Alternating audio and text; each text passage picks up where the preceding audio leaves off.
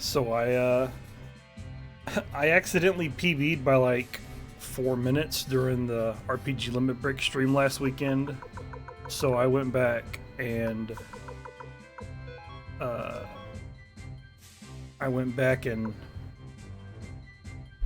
before I start, I'm gonna see what the hotkey is for skipping a split.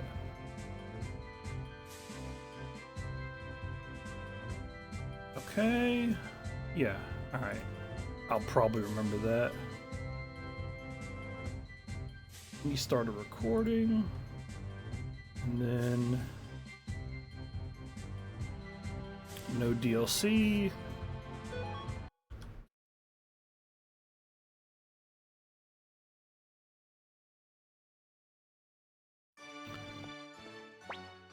But yeah, I went back and watched through my RPG Limit Break run and basically wrote in the split times because I wasn't doing splits, which is why a couple of them seem kind of rounded. It's just because I was a little loose in terms of timing the splits.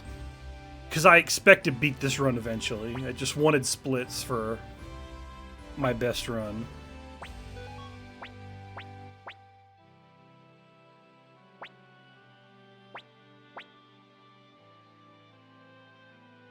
I just thought it was very funny that, like, the major RNG problem of my first run was even worse in my RPG Limit Break run, but I still PB'd by 4 minutes because everything else was just kind of ramshackle.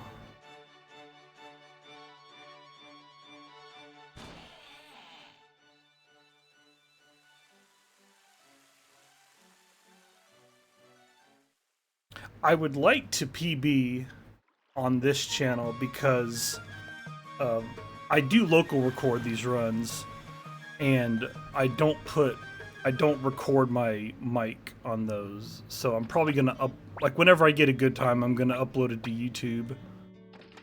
And I don't really want my mic on there because I've seen on one or two of my old uploads somebody was saying that they wanted just the game audio.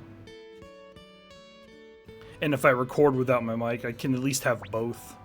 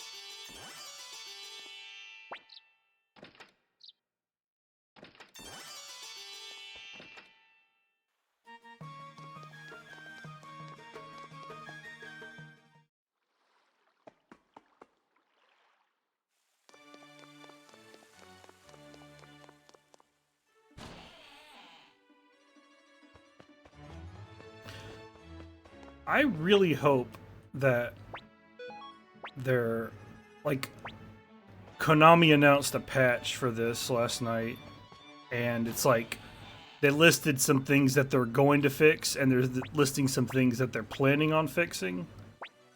And the planning on fixing doesn't really have an ETA, so I wouldn't expect it for a while.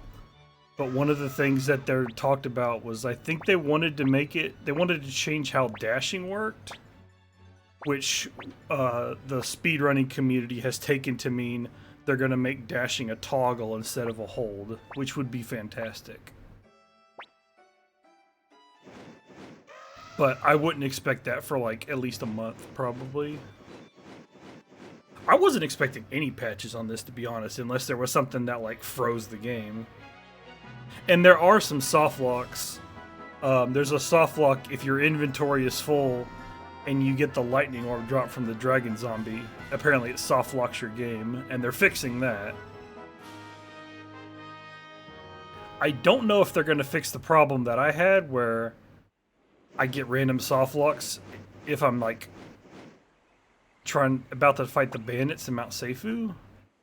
That may not even be on their radar. And that maybe has something to do with me holding down turbo during that cutscene.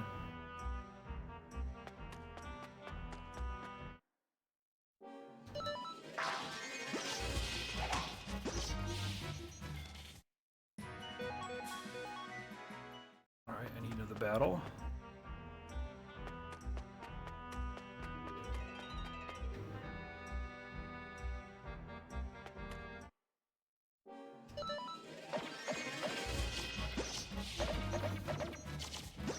Kind of slow, but whatever.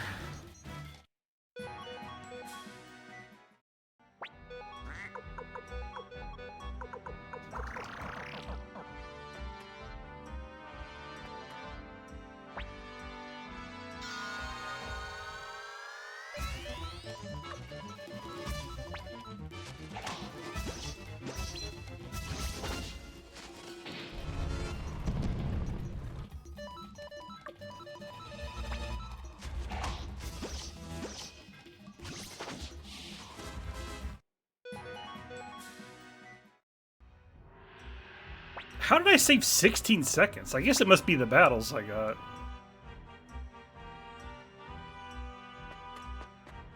That shouldn't be possible, but alright, we'll take it.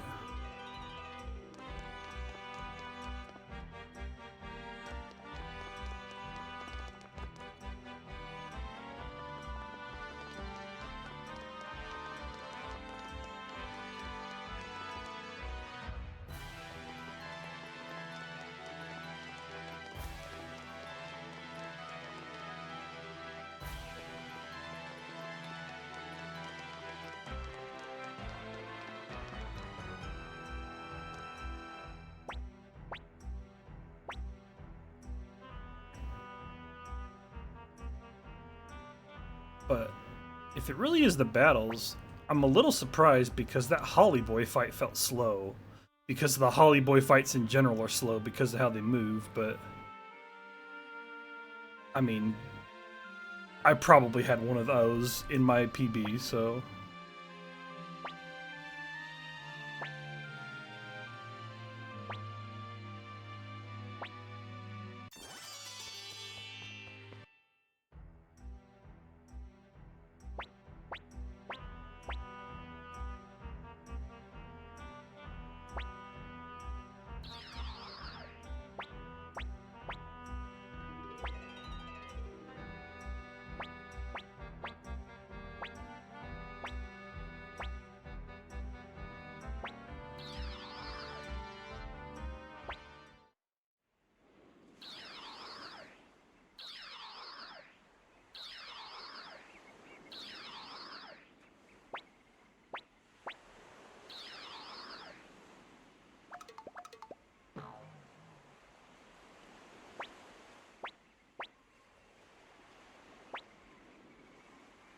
I need to write down stuff that I need to keep an eye on after battles, because I meant to see if I was level 4 yet, and I didn't. Because depending on the battles I get in Magician's Island, the golem takes you to like high level 3 or level 4. I don't think it matters much, but I would like to know. Because I want to try to get level 5 before Vargas and Sidonia.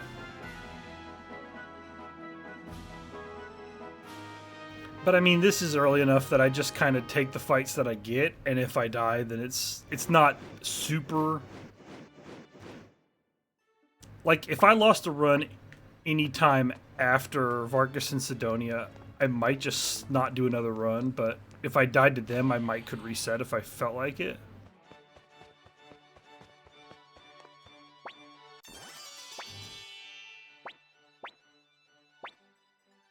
because I don't have a ton of time to stream, but I have enough to finish a run and maybe reset 15 minutes in once.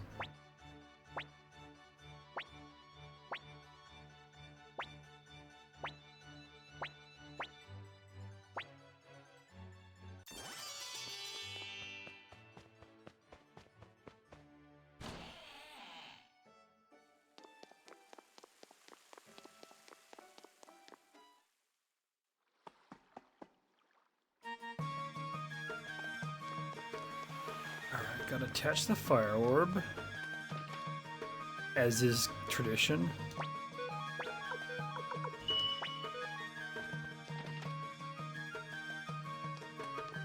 If I get into a battle on the way to Rockland, I'll probably have to fight it, and that'll tell me what level I am.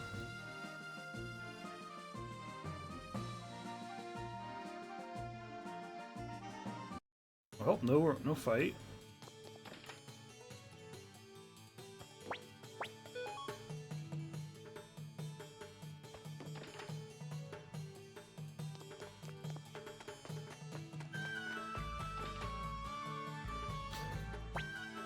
I'm pretty sure no matter what, Cleo is going to have 2 flaming arrows.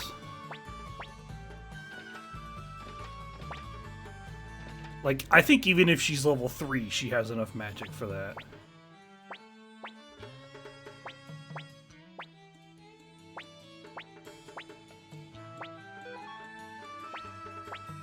But this is assuming that the info that I have in my Excel file works. Or is accurate. And I'm not 100% sure that it is, but I'm confident enough to roll with it until it proves me wrong. I probably should not fight this, but I'm gonna, just to see what my level is.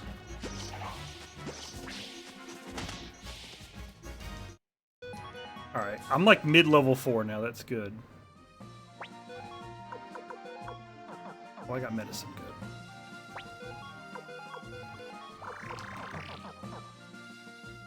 Since I have an extra medicine, I need to kind of be diligent about using Tyr's medicine because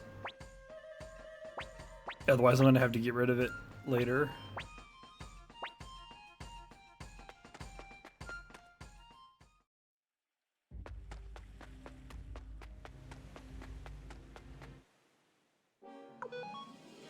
I think those soldiers are level 4, so being level 4 lets me let go of those, which is good.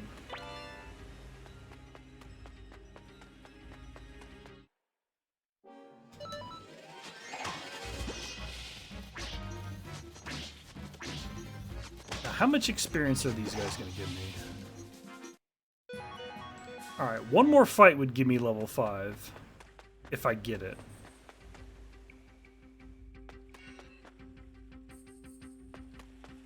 Don't need those. I'm just in too much of a habit of getting those chests.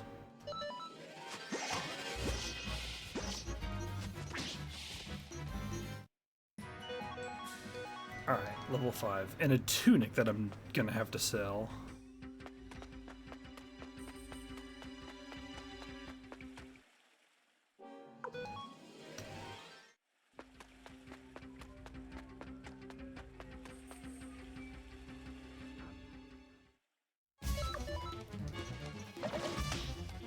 Oh, I gotta heal.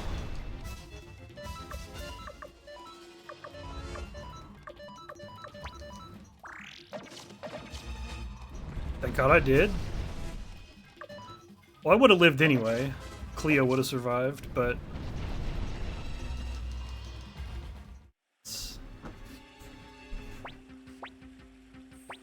yeah, if you die in the second turn of that unwinnable fight, it's a game over. So I had to heal on turn 2. Which was a little slow, but a necessary evil in this case. I mean, it wasn't necessary because Cleo lived, but I couldn't have known that. The damage rolls could not be... there's a chance they wouldn't be in my favor.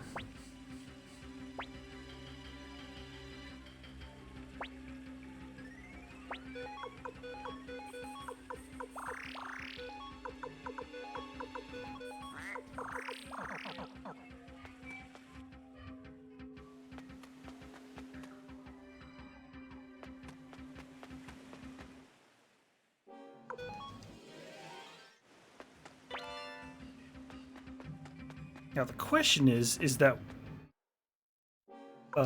yellow bandana bandit, is he level 5 as well? But I could look that up later.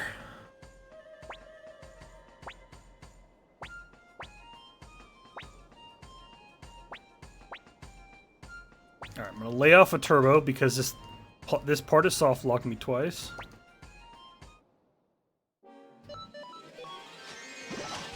Wrong button.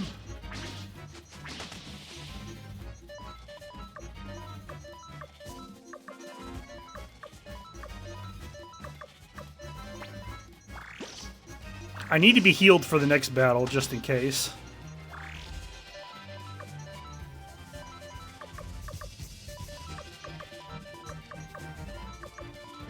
Because Varkins and Sidonia hit really hard, and I like to be at full health. Alright. Alright, let's see if I can get through this fight.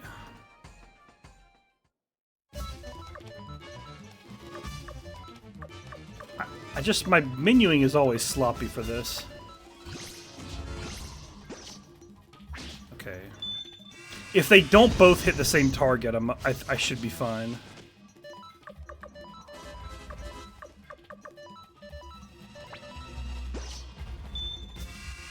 Alright.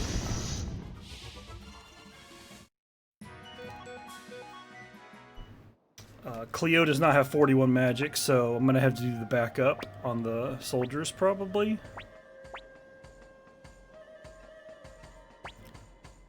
I got good fights in Mount Seifu, though. I was able to get to level 5. I didn't get a boar encounter that I couldn't run away from. It went pretty well, all things considered. But Cleo's at 40 magic, so I can't firestorm the soldiers at the end of Grady's mansion unless I get level 8 before then.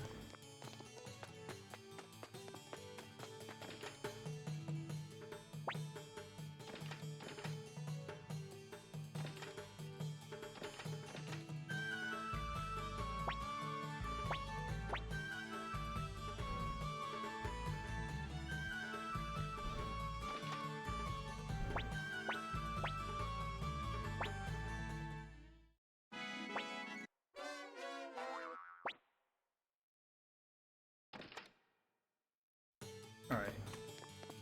I gotta sell some stuff.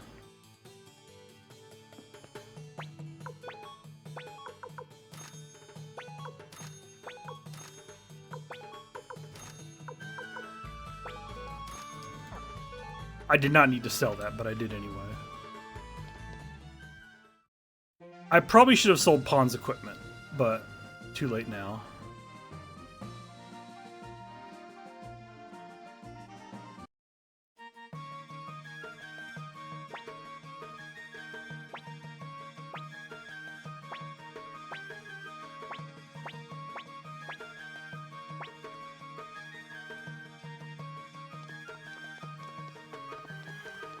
I was gonna dip into that shop and sell it there, but I decided against it.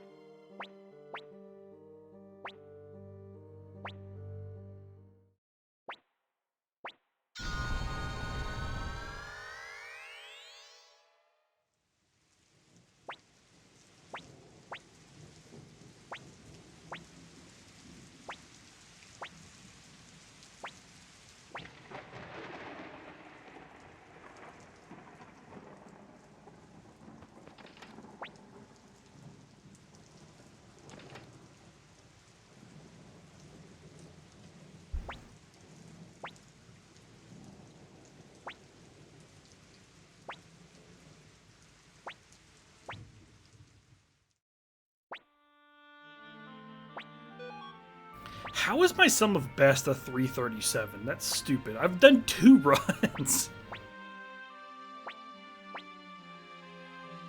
A run like this, I probably need to disable sum of best segments because it's going to be very misleading. Like, once I get, like, a dozen runs in, like, sum of best is going to be completely pointless.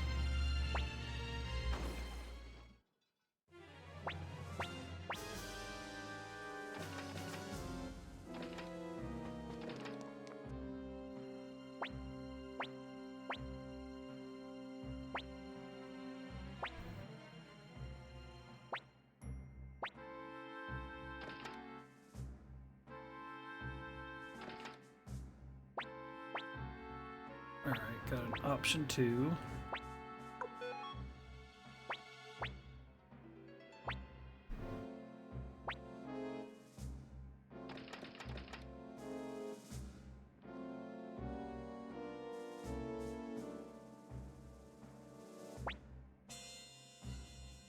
And since I don't have 41 magic, I don't stay in this inn in case I get a battle.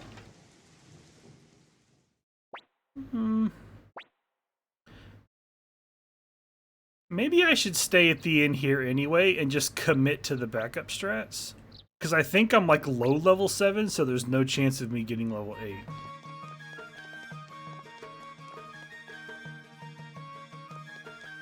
I'm gonna bank on that.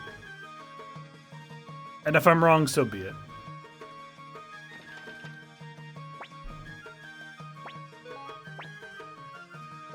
It shouldn't affect my money route either way, but it'll mean a time loss if I get level 8 before Rockland. Because I'll have to heal again if that happens. But I think I'm so low into level 7 that that won't happen.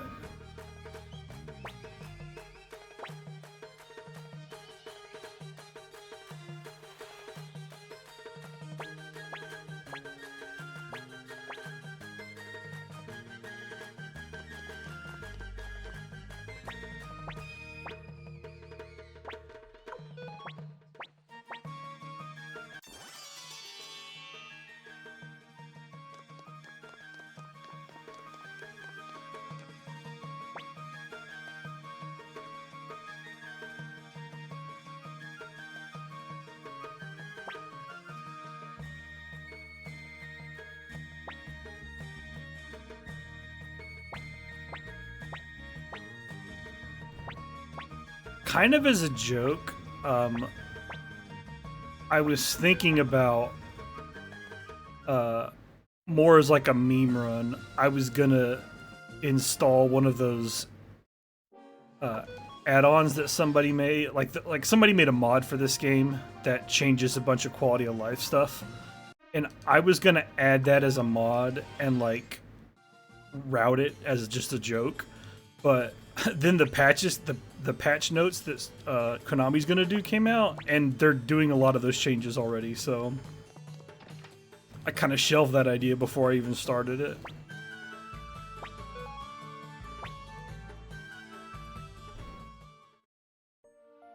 I guess my meme run idea will just be with pre-order bonus, which is not going to be as interesting as I probably am. Like, it's not as interesting as it sounds, because there are far less chances to put Fortune Rune on somebody to level boost them. I am curious about it though, so I'm gonna do it. I'm gonna play around with it at some point. Like, the kobolds can bring Victor to level 32 instead of 22. And then I could move it to someone else for another section and level boost them. The problem is that I can never put it on pawn, so I can't make him. I can't level boost him for the TO duel. So that's a unfortunate thing I can't do. And you can't put it on the hero before you get the Soul Eater, so I can't even level boost him in the early game.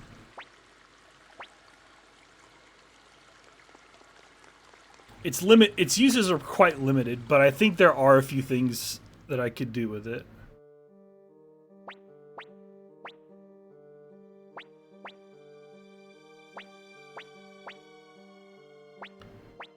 because I was also looking at the idea of routing out easy mode and hard mode for this, but I don't think the strats would change much.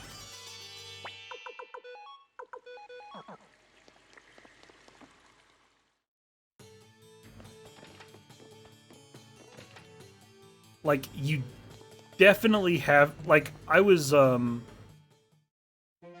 toying with the idea of only sharpening Pawn's weapon to level 10. But that's kind of, that makes the duel a real problem. Because you do 60 damage a hit instead of 80. Just like, I had one save file where I had it level 10, and then I tried the duel at level 10 and at level 11, and the difference was like 65 damage versus 82. And on hard mode, Tio has an extra 70 health. And so that makes the duel even harder. For easy mode, you could probably get away with it, but not hard.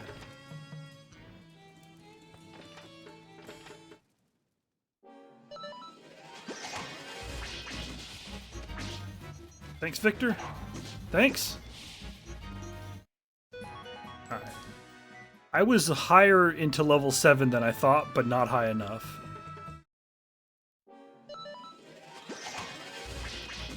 Thanks, Victor. I'm gonna... Alright, I gotta heal before this fight.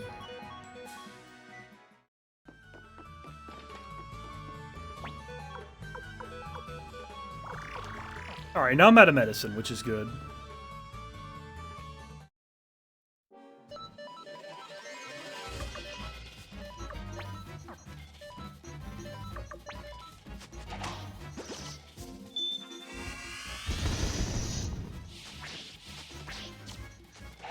I don't like these strats, but I gotta do it.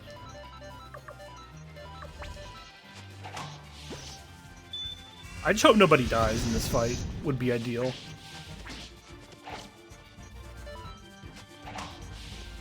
Alright. A lot slower than Firestorm, but manageable. It was like 3 turns, I think.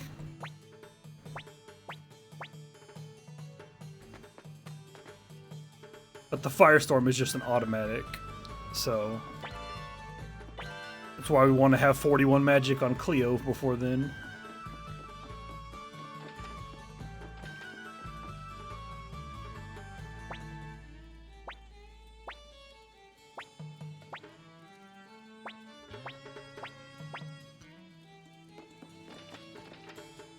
Okay, I don't think I need to sell anything, so we're just gonna go on.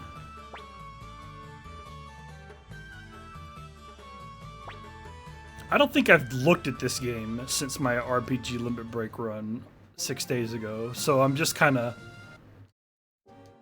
refreshing myself.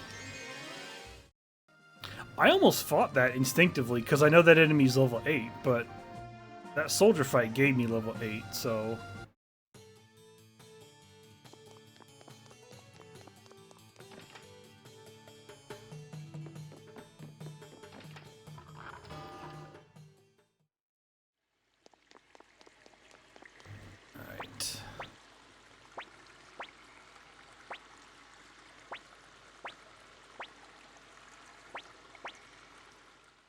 Now Mount Tiger Wolf has the Wind Rune piece, the Clone Orb, and the Thousand Potch.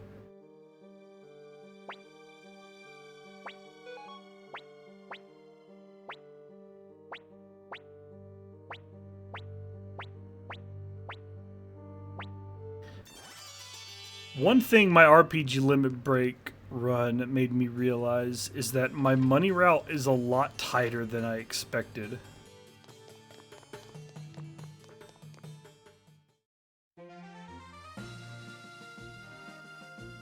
Because I basically had just enough to temper Pawn's weapon.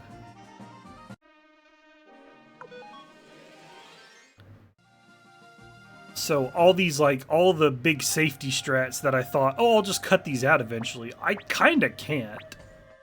unless I decide to do runs where Pawn is only level 10 weapon. Which means I'll probably start... If I did that, I'd start losing runs to TO because that duel can just sometimes go sideways on you. And if he has level 10 weapon instead of level 11, it'll go sideways more often because it takes me more turns to kill him.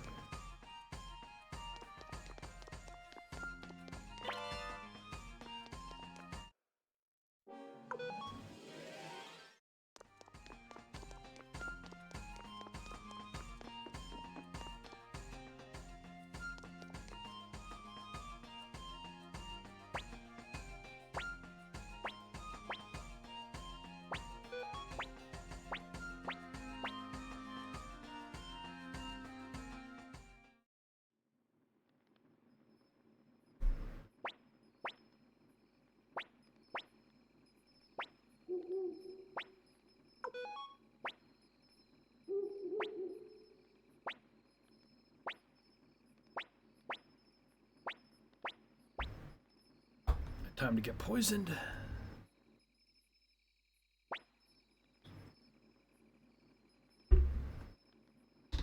I could probably put a split at the Rockland soldier fight, but I'm not really keen on adding splits at this point. I think I forgot like 4 or 5 of them in my first run. And I'll probably forget a couple in this run, if it goes all the way.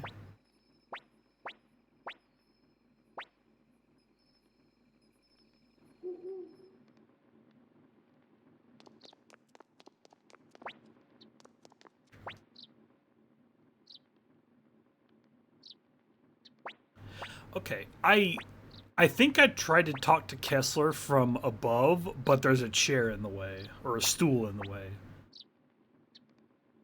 So, I need to remember that.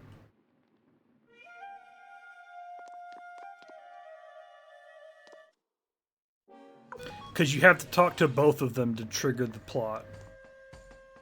Even though all Leadon tells you is that he's not going to poison people anymore. And Kessler gives you the actual, like, important stuff. But you have to talk to both of them.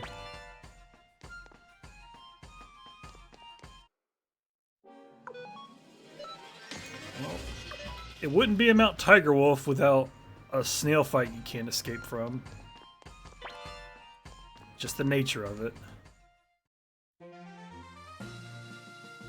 Usually it's one snail, sometimes it's 2.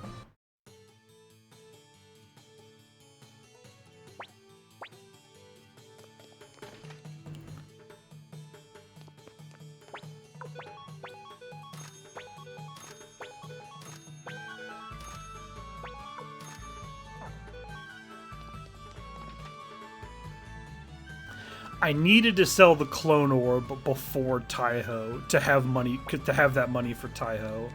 So I needed to sell it. I mean, I just sell it here because you're pretty close to the shop when you come in.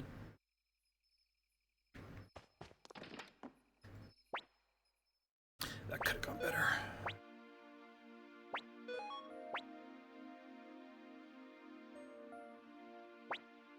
I've never really been one to, like, be cognizant of, like, oh, I'll save X amount of frames if I walk this way, or I'll save a quarter of a second if I take this specific diagonal.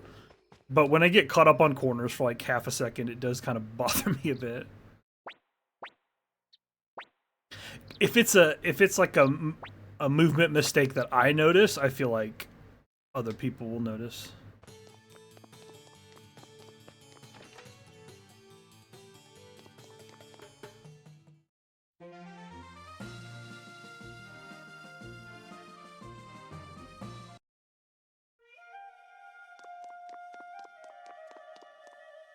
Back down the mountain.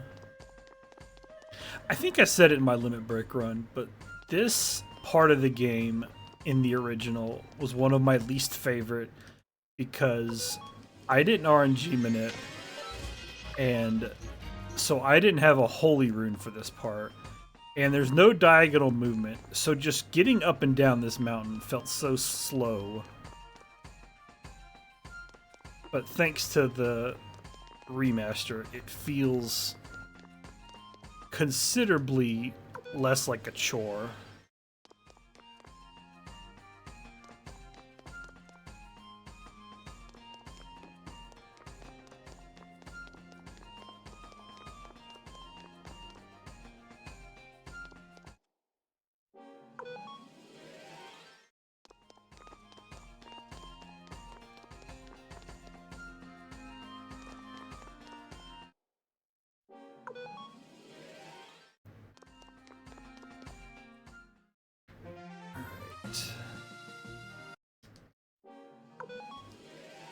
Oh, that's right. Odessa's level 7.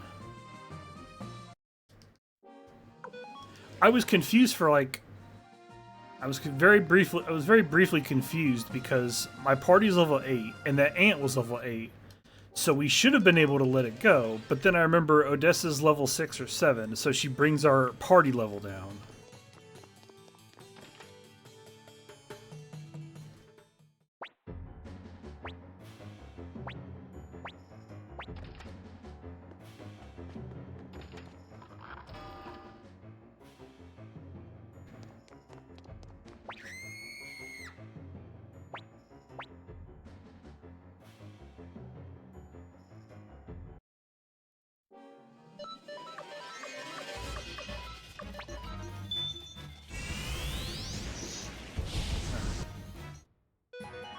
Level 11, as usual.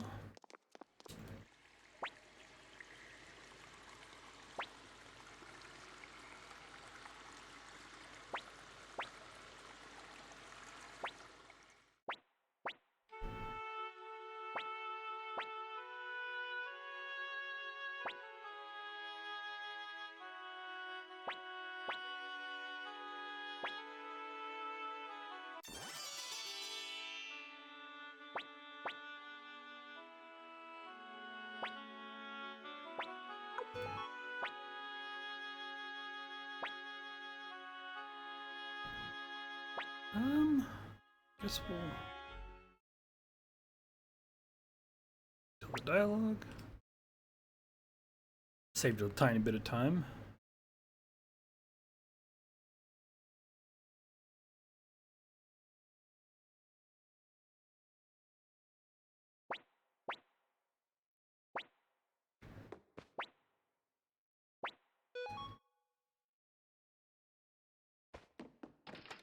The question is, do I want to safety save before Taiho? I don't want to, but if I happen to get really if I get really unlucky, I'm not going to want to continue anyway.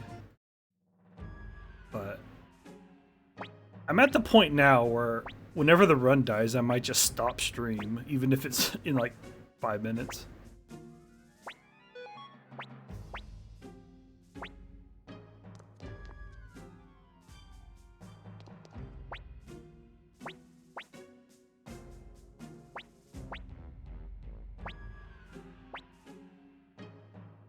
I'm just gonna roll with it. Taiho would have to body me like 10 times in a row, which he has done. But if that happens, I'm not gonna want to keep this run anyway. And kobolds might take 10 minutes anyway, so... I forgot that kobolds was before, so the kobold split could just kill my interest in the run before I even get to Taiho.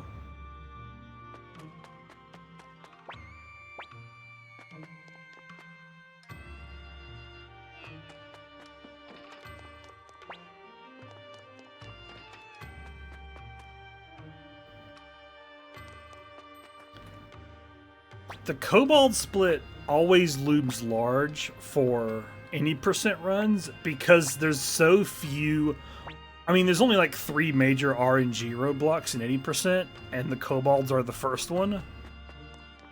But there's so many roadblocks in 108. Even though the kobolds are the first one in this as well, it's still like there's so many to come. It's like I just completely forgot about it.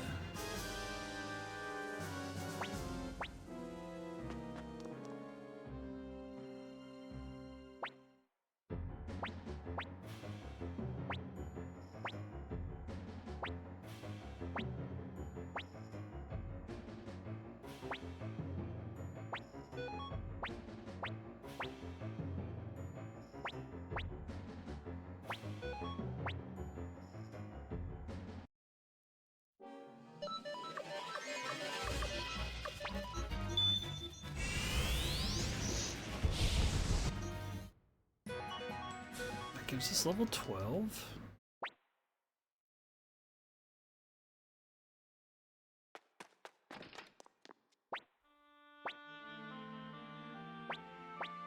Now that I think about it, I'm probably more afraid of the kobolds than I am of Taiho, even though I probably shouldn't be. Like I'm afraid of Taiho, but the kobolds can kill more time, I think.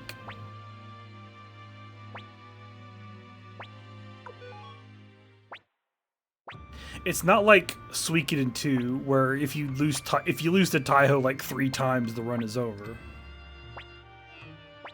I guess it is kind of that way in this game on any percent because you have much less money.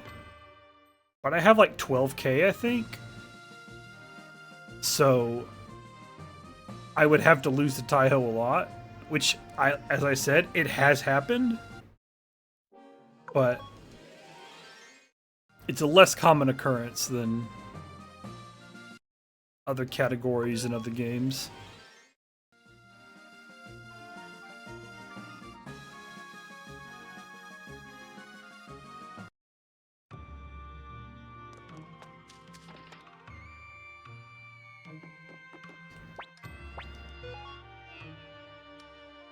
Let's go without this safety save as well.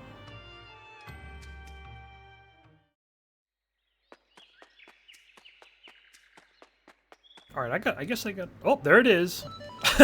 Perfect. Oh, that's so stupid.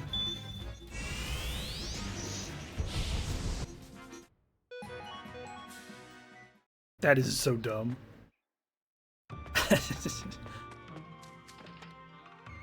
Now Taiho is just going to kick me in the face.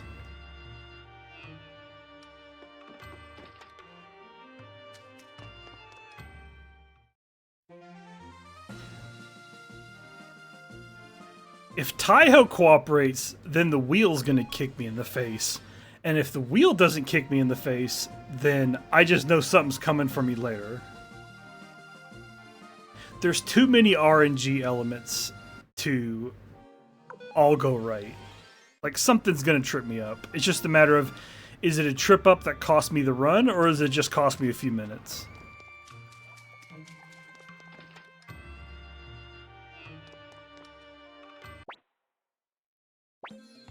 Never safe, RJ. Never. I do feel like RNG is a little... It's a little nicer in this game than I've seen of 2 runs. But this series in general, just... There's always something. I may regret not saving, but... We're just gonna go. 15,000. Alright, I have more money than I thought. Oh good, I'm gonna lose 1,000 of it right now.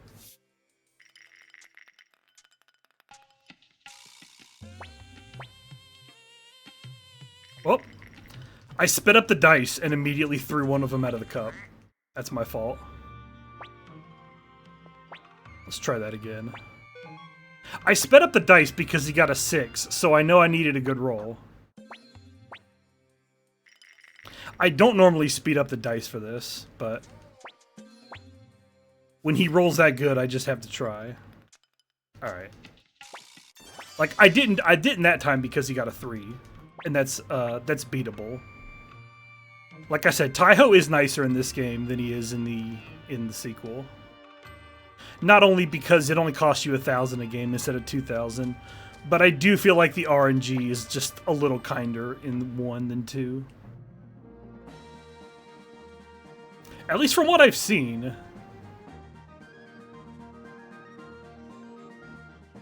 The speedruns I've seen just look like Taiho just likes to kick you in the teeth over and over again.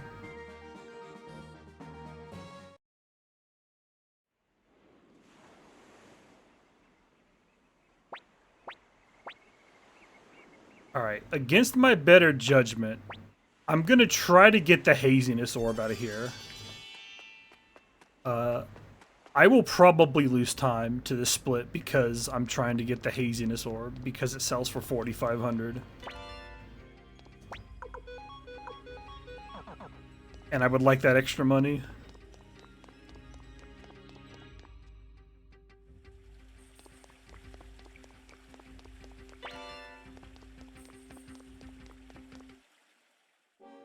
I mean, I could try to roll without it, but then I'm just relying on Gaspar to not screw me over.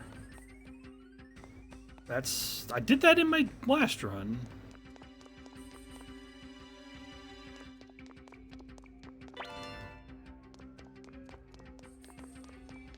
Okay, no chest until the last screen.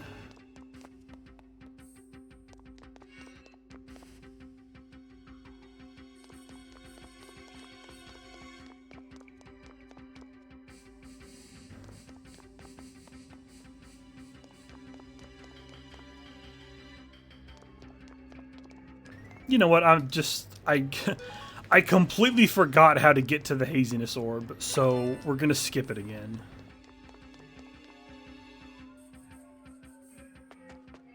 I'm gonna have to practice that before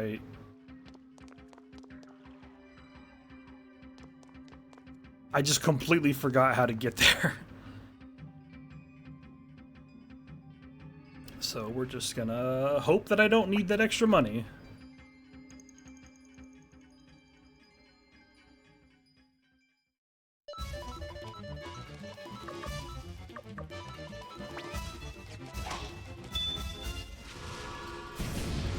Camille will probably get one shot, and then I'll try to keep Taiho alive.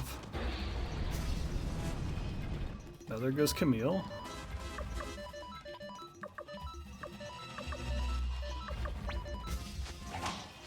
I don't really care if Taiho dies, but if he survives, I get to use medicines with him to heal.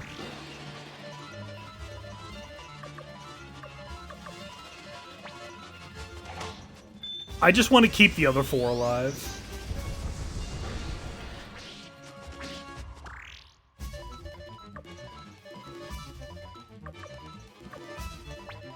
Because unlike Suikoden 2, dead people's XP does not redistribute to the rest of the party.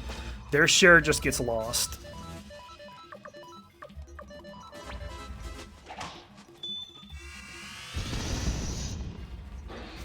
The question is, am I going to get the lightning orb drop?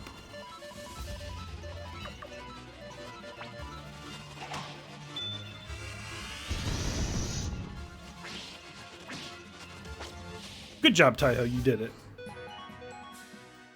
Nope. Alright. I think my last run was a first try Taiho, so that's the difference of the time. I can't resist the urge to just call it AAA. I can never resist the urge to make it sound like everyone who comes to our castle is screaming.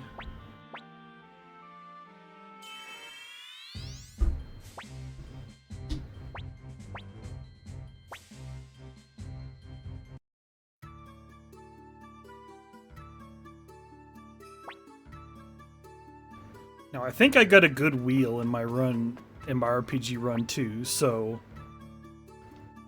it's gonna be a another element to deal with.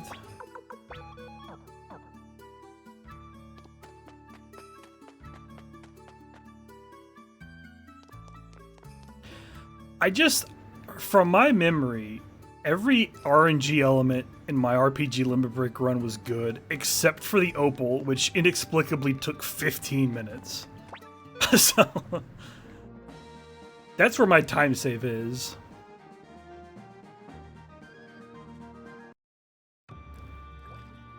Basically, I don't really care about the splits until the RIP pawn split, because that's right after the duel, and I'll probably still safety save before then, but if I'm behind after that, the run is probably dead, because I got like a perfect Nameless Urn fight, or like a perfect Nameless Urn drop. So if I'm not like 3 minutes ahead after the pawn duel, then it's probably dead, but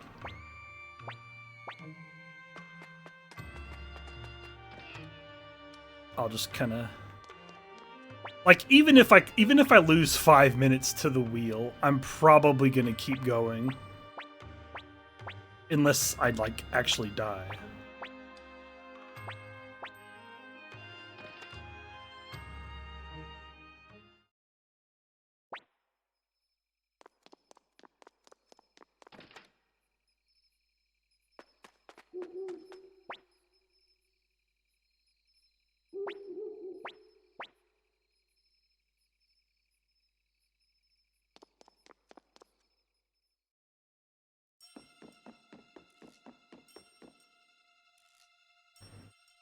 Alright, and then go get Rock, who's on this screen. That chest has 700 bits, but I don't think I'm that bad off that I need 700 bits.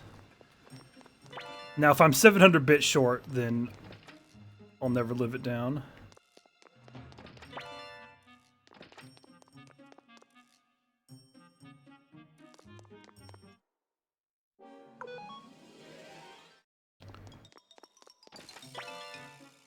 Alright.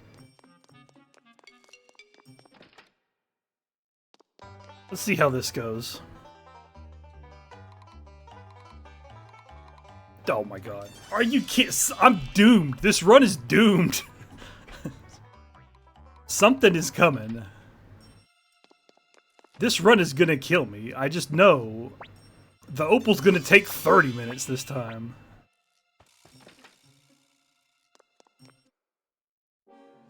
No, I know exactly what's gonna happen. I'm gonna keep saving time, and then I'm either gonna forget a recruit or Tio's gonna kill Pawn. Something. This run does not stay this good forever.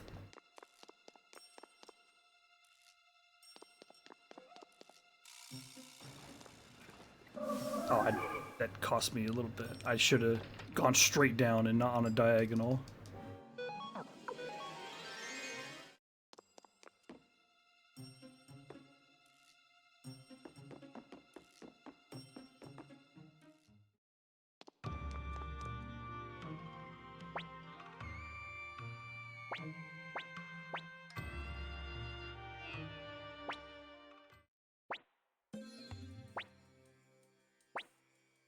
I mean, I've gotten through that mansion without any encounters, but I don't think 2 encounters is the end of the world.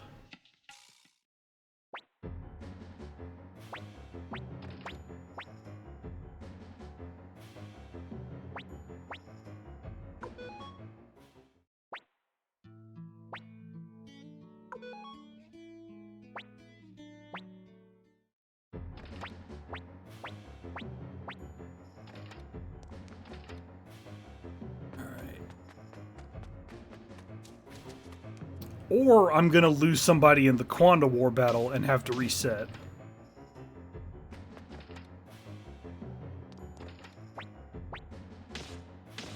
Something is happening, I just know it.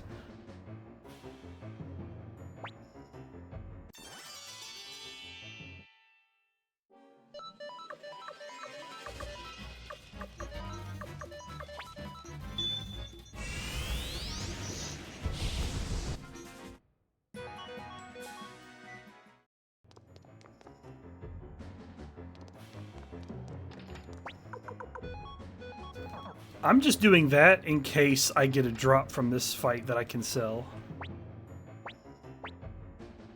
Because Lepant's gonna leave the party.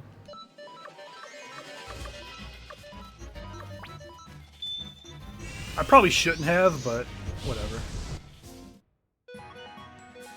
There it is, chest plate. Now I can sell the chest plate. I promise I didn't manip that. I just realized if I got a drop from this soldier fight, it'll fall on Lepant, and he won't be in the party when I go to sell, which will be on my way out of here. Now, if the chest plate sells for nothing, then I'm just gonna have to not do that again. But I promise I didn't see that coming. Something told me, just switch Lepant out of slot 1. It's the same reason why I switched Kuramimi out of slot 1 in Pano Yakuda. Because if an enemy drops an item, then I can sell it off to Victor. Alright. 500, that was not worth it.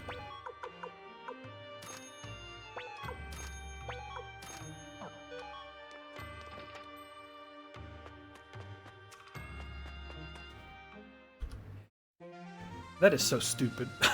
This run is so stupid. It's doomed.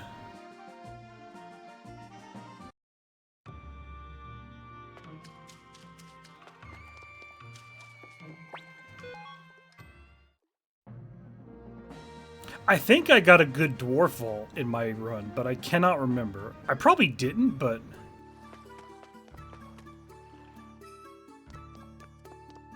I have a very bad memory of what parts went well in my run, unless they went really well or really bad.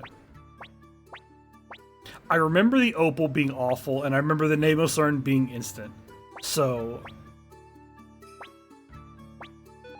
But beyond that, I don't think I could tell you what went well and what didn't. I think the wheel was fine, but I think I got 1 or 2 encounters. Because I remember noting that I had 2 dancing flames.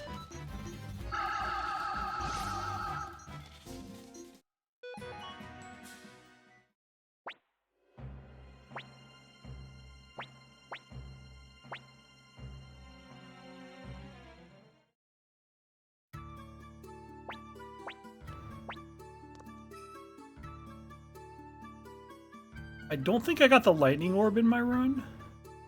I think I might have got it in my first run, but that's ancient history by this point, a whole week ago.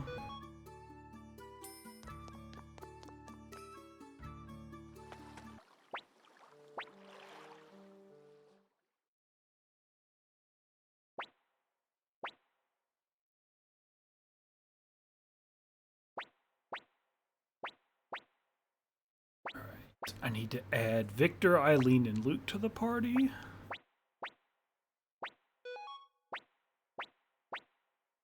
And I don't need to change the formation yet.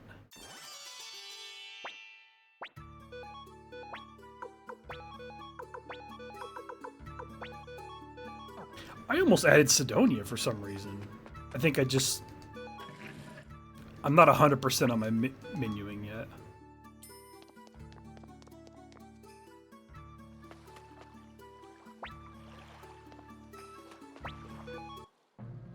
And I already got Sergei, so my next recruits will be in the Great Forest.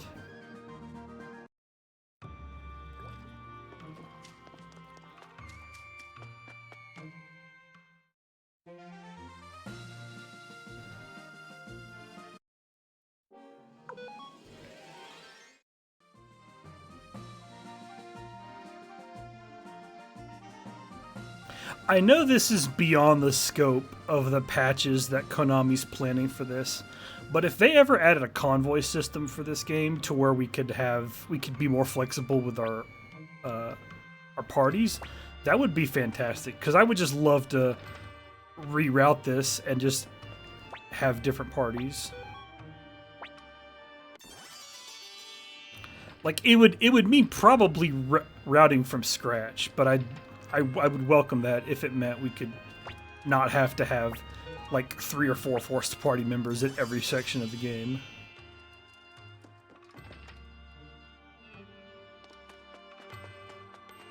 Alright, if I get a big kobold fight in the forest, I'm going to take it.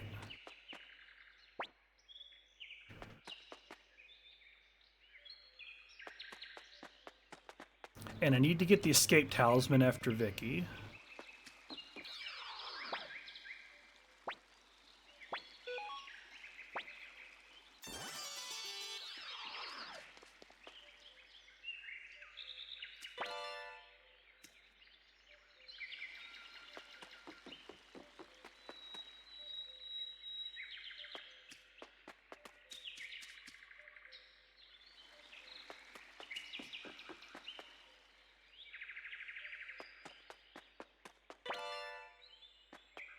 Sell that later.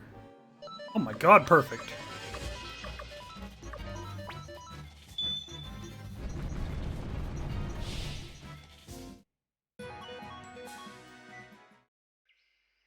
I think I need one more level for Kirkus, but I don't know for sure. I need to look at his magic, and I want to get 2 shreddings for him, or 2 level 2s for Kirkus before the dwarf village. He does not have that yet. So I'll look to take a battle in the dwarf trail if I get a good one.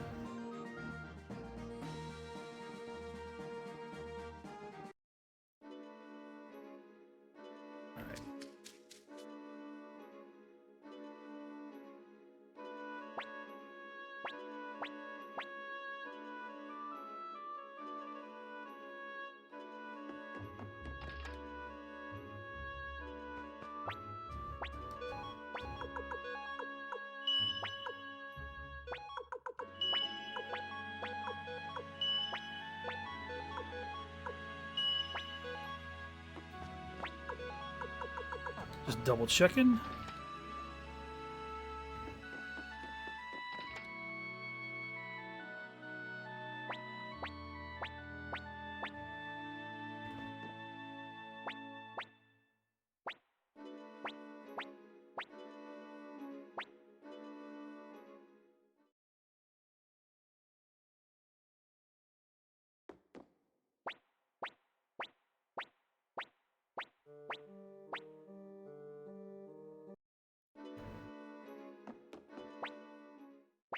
Man, I really hope that they are true to their word and put in auto dash, because holding down this button is getting old. I'm basically holding down dash for like 4 straight hours, and it'd be nice to not have to do that. I know Suikoden 2 runners have it worse because their runs are 5.5 hours, but still. If we could all stop having to hold down a button to dash, that would be glorious.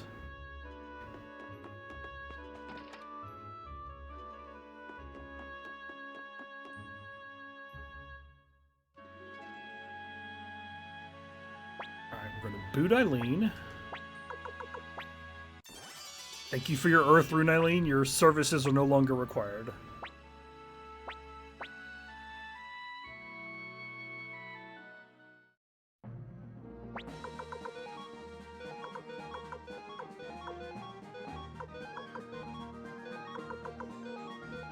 Alright, I just messed that menu up, but we got there.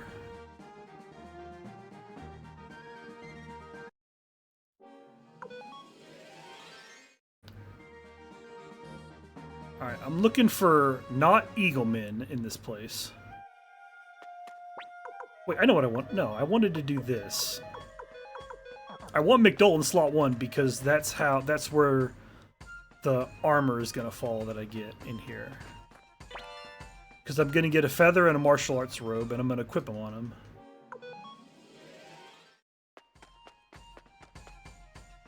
I just blanked at the formation change.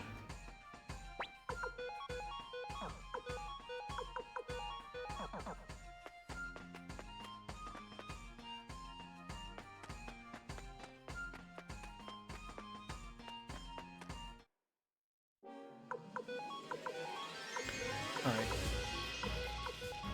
This is not a perfect fight, but I'm going to do it anyway. Because obviously those Eagle Men are invulnerable to Guy's voice. A painting? Is there an antique... Is there an appraiser in the dwarf village? If there is, I might want to see if that painting is worth anything. And if there's not, I'll probably just get rid of it.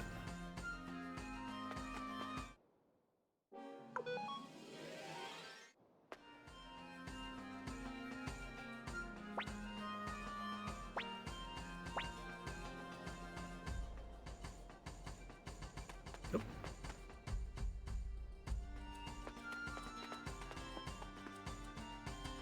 Alright, if Kirkus doesn't have 2 shreddings, then so be it. We'll just have to deal with it. But I think he got another level.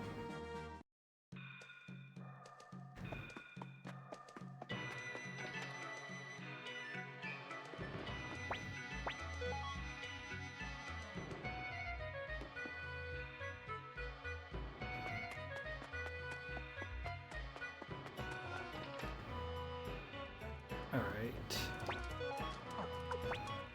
I always forget this, so I'm doing this first.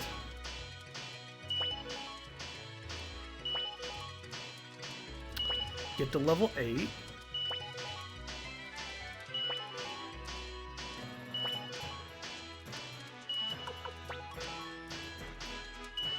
Alright, my money is a lot lower than I thought. So hopefully that doesn't bite me in the butt or later.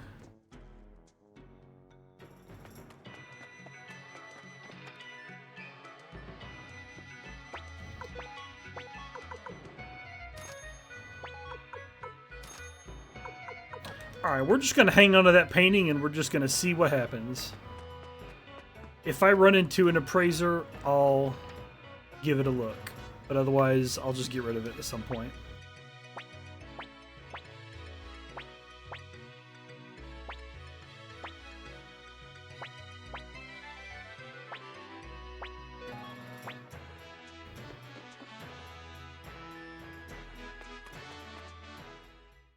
I do have a sinking feeling that my money is lower than it should be.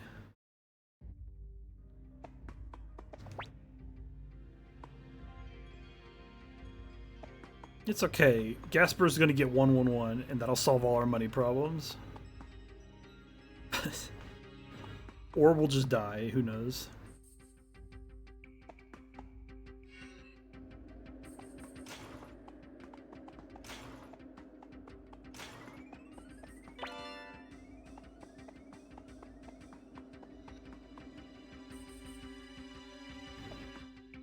Now, if I could get some big encounters here, that'd be good.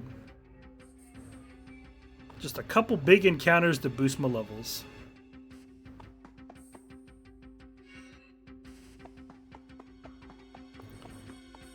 I hate having to get this, but it's 7,500. This is the exact encounter I wanted, by the way.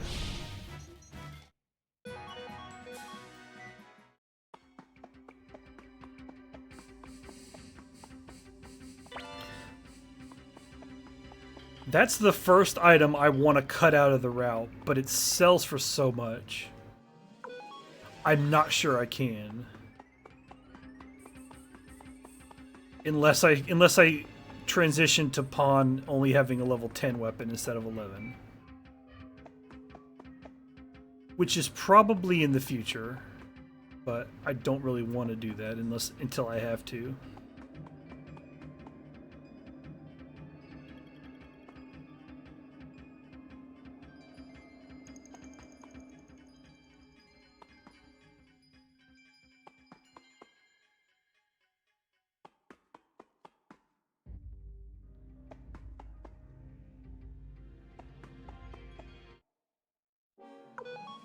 Those boars are very underleveled, so we should always be able to run away from them.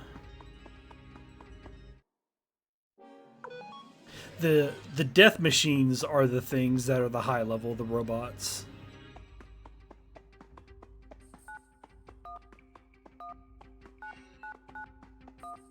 I just could not move in that room for some reason.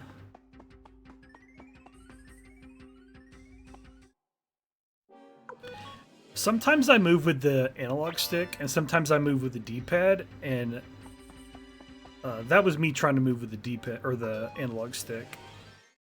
And sometimes that just goes haywire.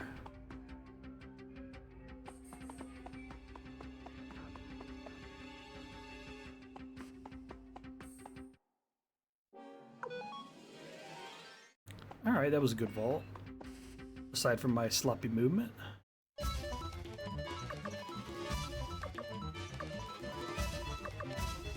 I got 2 shreddings, which is perfect.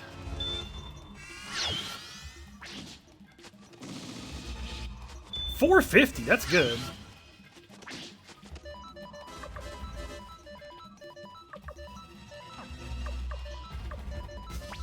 He might die this turn.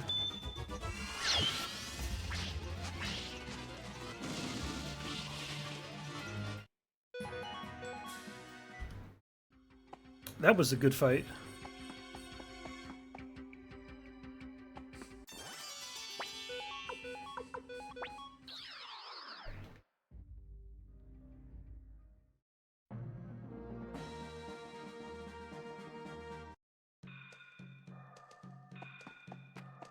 That was a very good dwarf vault overall, aside from my sloppy movement in the phone dial room.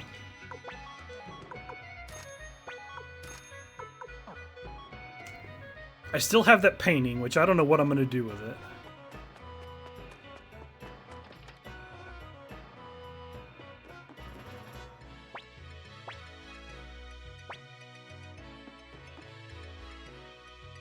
I have a feeling that the Quanda War battle is going to kill me. There will be an autosave at the burnt village of the elves, but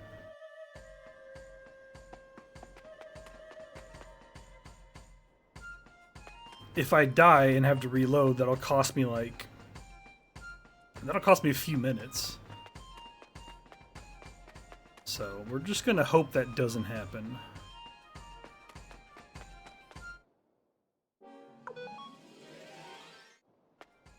But yeah, since the RNG on this run has been very good so far, which means that it's about to balance out.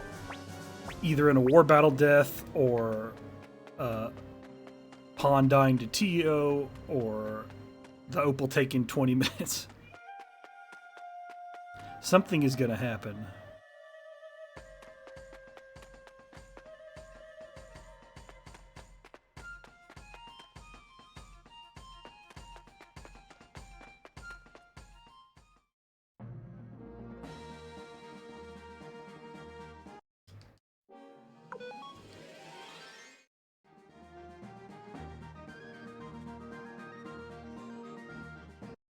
Honestly, I'm not going to get optimistic about this run until the Crystal Core split. Which, as you can see, is an hour and a half away. Because that's after the urn drop. If we're ahead at Crystal Core, then the run will likely PB unless it's like a very minor time set. Unless we're like less than a minute ahead. Then it could fluctuate.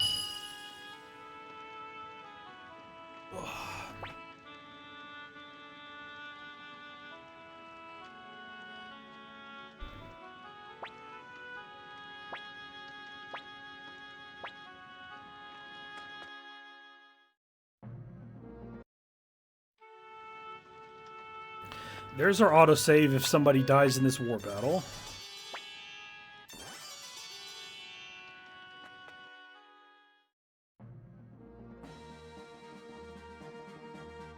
We got Templeton.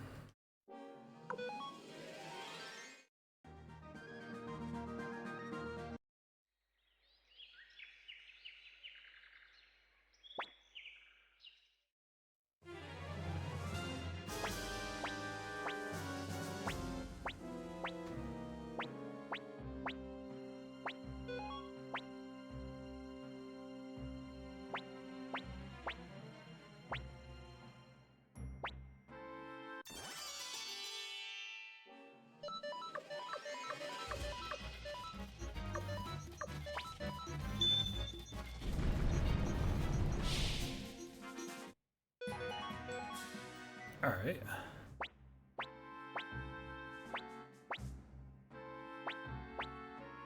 Oh, I have a sinking feeling about this war battle. So we'll just hope that for the best. Scroll down in my notes.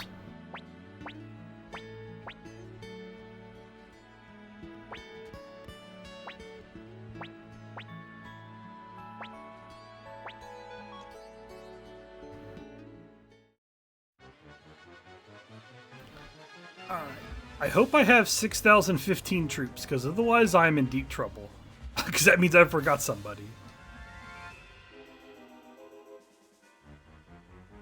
Okay, thank God.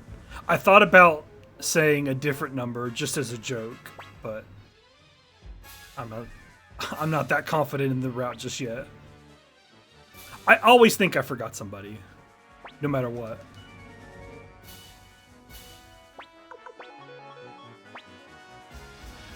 Alright, he can do charge, bow, magic.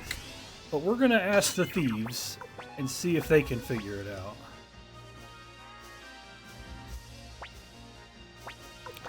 Alright, I can charge now. I can just charge spam. Because he can only charge bow. So this fight's over.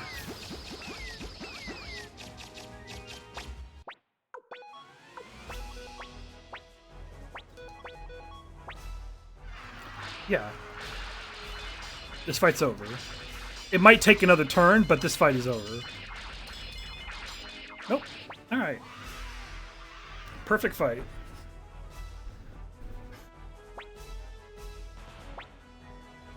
I had a sinking feeling for nothing. The sinking feeling is... I think the next RNG element is the opal drop, which is a very bad sign, because I'm 0 for 2 on good opal grinds. So, that'll be fun. But that's not for a bit. We got... No, the next one is gas bar. It's on my splits. That's the next one.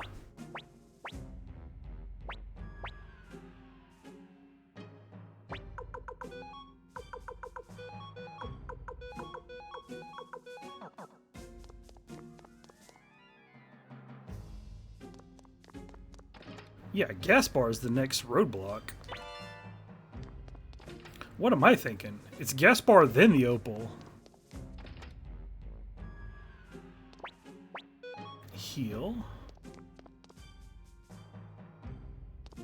There's another treasure I could get in here for money, but it's out of the way, so I'm just not even gonna bother.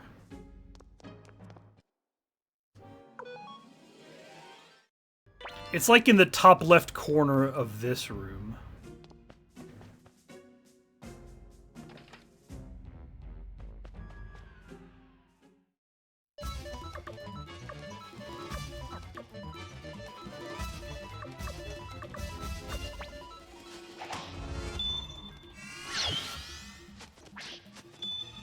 Thanks, Kuramimi.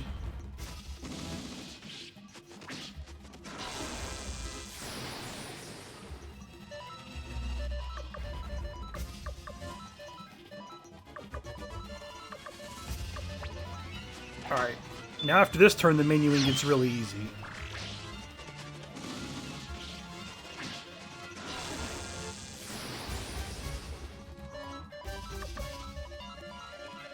Because it's literally just everyone but Valeria attacks. Maybe heal if somebody gets low.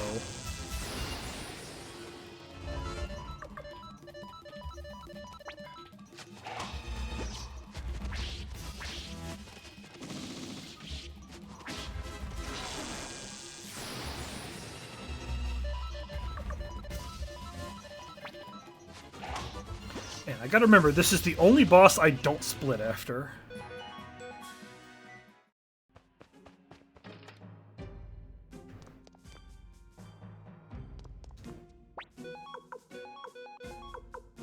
Oh, he's already full health because he never did AoE. Alright.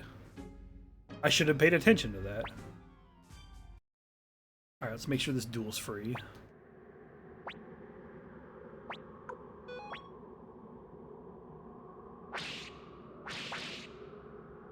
I'm gonna 3-shot him.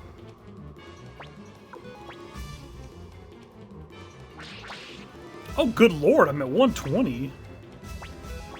God, my damage is... Alright, I'm not gonna 3-shot him because he's gonna defend.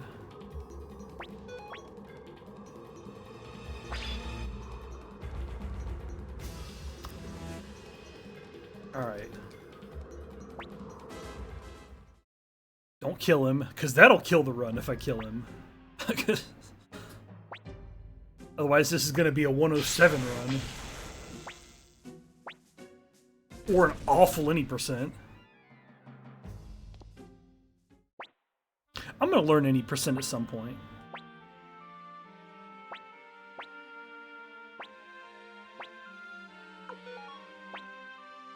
Just because it'll be like an hour shorter.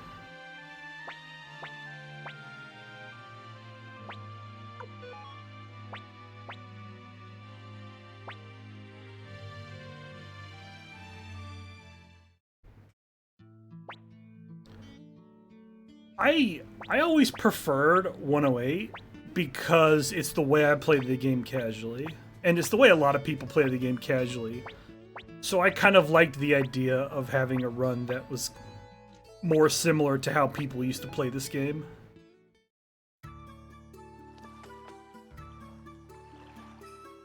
It is funny that, by and large, the people you use in combat are kind of the same, with like one or two changes in both routes. Like, you use Crowley instead of Tengar at the end. And you get the Cyclone Orb instead of the Mother Earth Orb, because you don't go back up for Vincent in Moravia.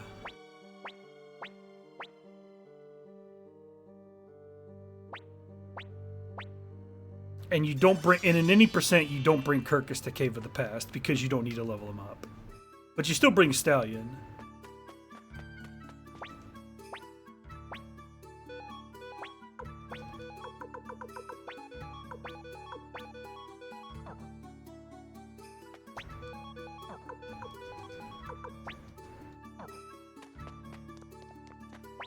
Alright, if I find...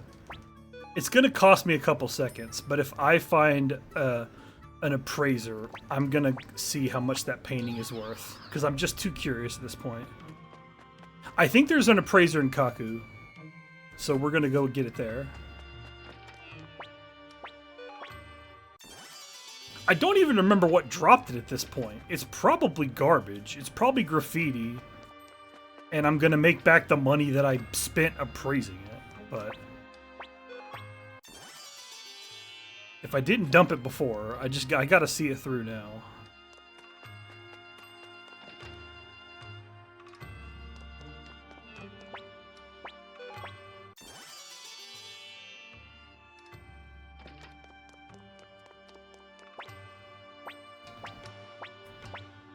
I need to use the bathroom, but thankfully I have a auto fire break coming up,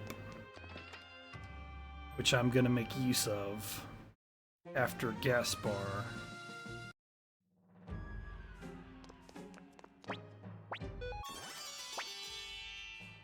And hopefully my cat hasn't woken up and is gonna pester me.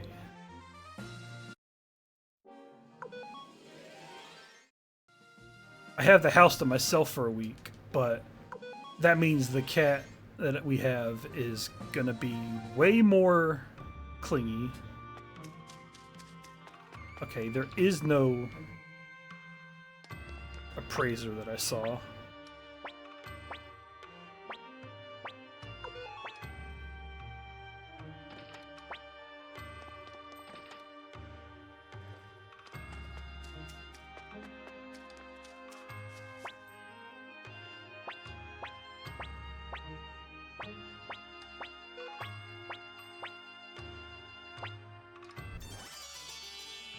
Alright, I'm gonna safety save because Gaspar could just kill the run like that.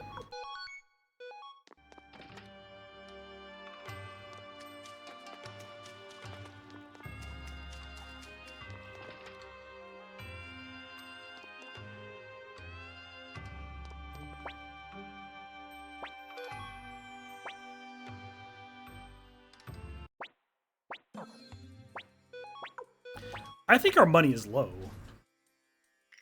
So I hope he does 1, 2, 3 or 1, 1, 1. Nope. Alright, we're gonna have to improvise because this money route is bad. I think. I don't know. I don't think we can get to 76, which is what we need.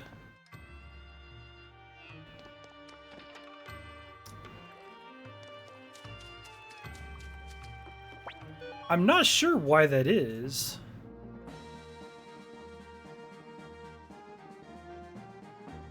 Or maybe it was always this low and I never noticed.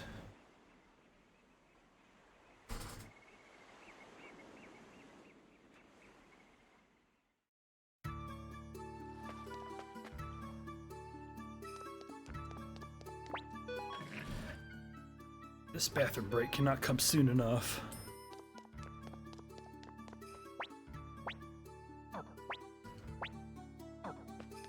Alright, she needs to tell me about needing to cook. I almost went to the 4th floor by muscle memory. Alright, I'm gonna make sure I have all the troops I have, and then I'm gonna take a bathroom break during this war battle that I don't need to do anything but mash for.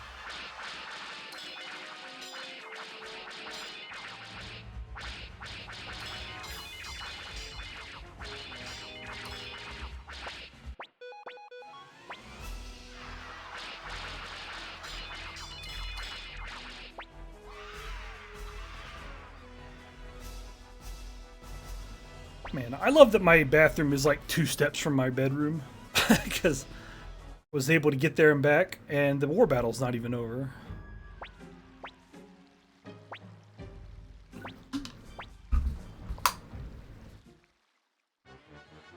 I missed a split.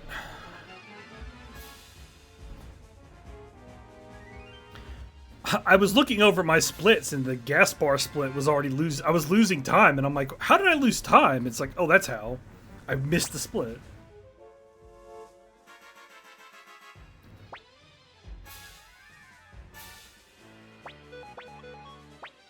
I need to get rid of that gas bar split, but it means having like a 30-minute gap between splits, and I'm not 100% sure that I want to do that. But that's something I can worry about later. Or not. It doesn't matter.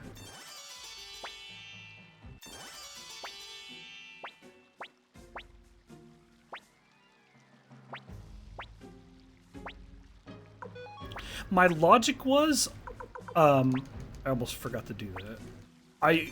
My logic was that I kind of wanted all the major RNG elements of this run to have their own split, so that I could tell at a glance, okay, this is where I lost the time. And the only way to have Gaspar, the Quanda War Battle, and Opal have different splits is to do it the way I did it. But it means having splits like 5 minutes apart, which is a little clunky.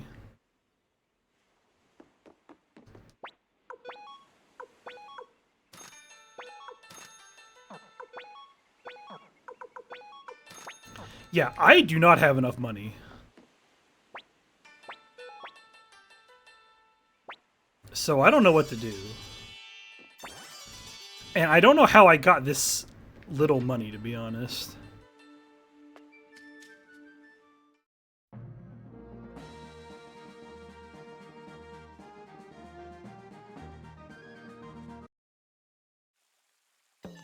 I need 76,100, and I'm at 73. No, I can't fight that. I don't have the firepower to kill those guys. I should, because it's a nameless earn chance, but I don't have the firepower to kill them in less than like 3 turns.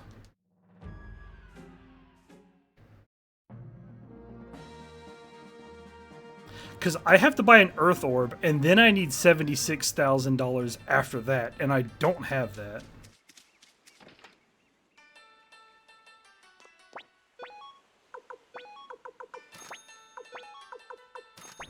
Yeah, I'm 10,000 short. How did that happen? I'm gonna praise this painting.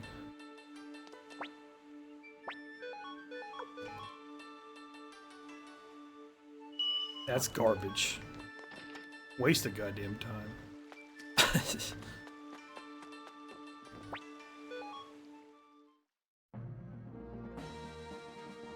I guess I could sharpen Pawn's weapon to 10 and then pray.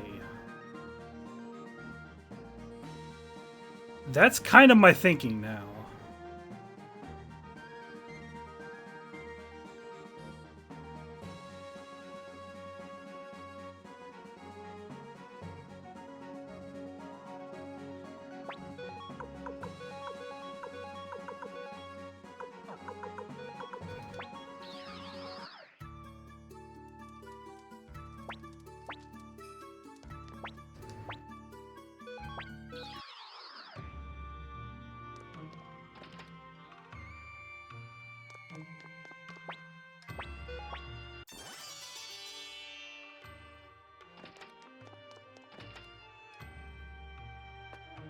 I'm just kind of shaken now, because I don't know what to do about my money.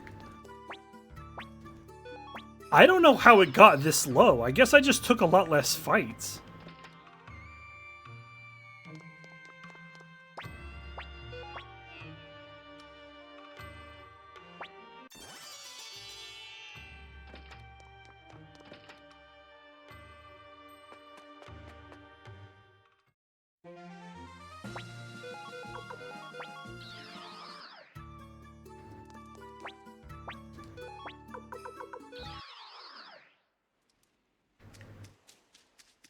Alright. I'm just gonna safety save before TO and just pray, because my alternative is to wait until after Scarletitia, warp back here, and then temper his weapon.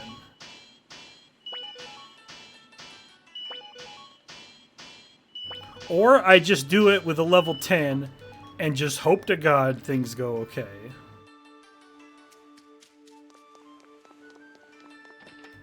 So we're just gonna do that.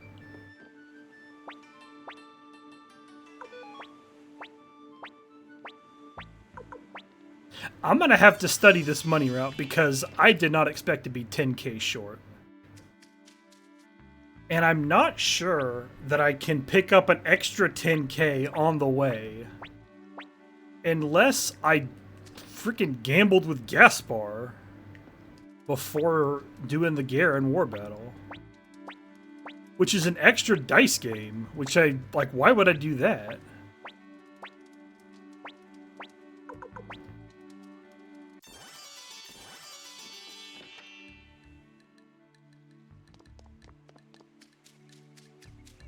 We'll just see how this goes with a level 10.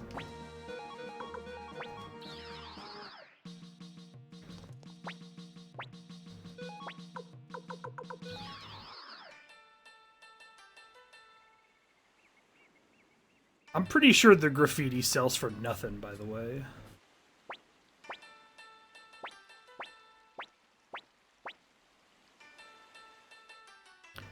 I don't know when I'll get to a shop to find out. But we could pretty much count on that being 0.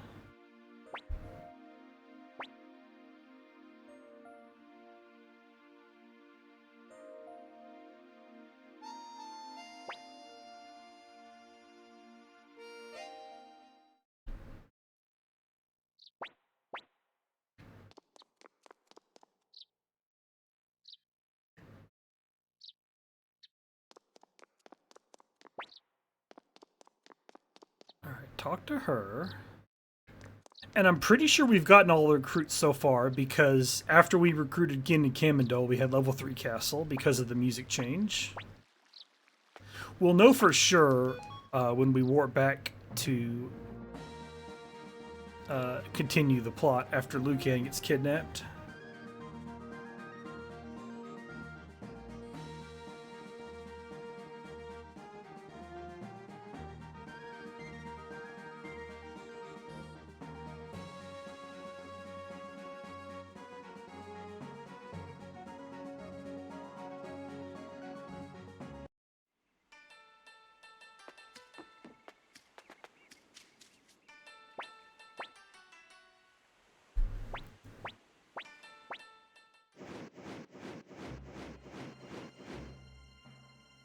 The thing is, if we're gonna do level 10 weapon on Pawn, I want to get to level 30 in Sonier Prison. Which, the last 2 runs I got to level 32. But I don't want that.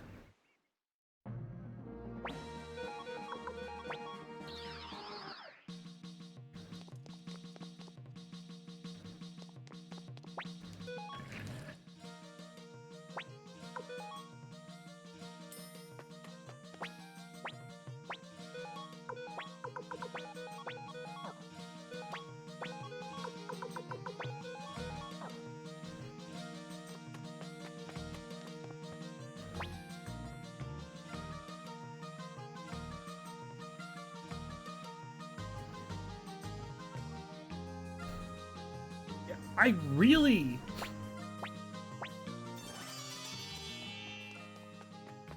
I really think that getting a level 11 weapon with this money route would require doing something with Gaspar.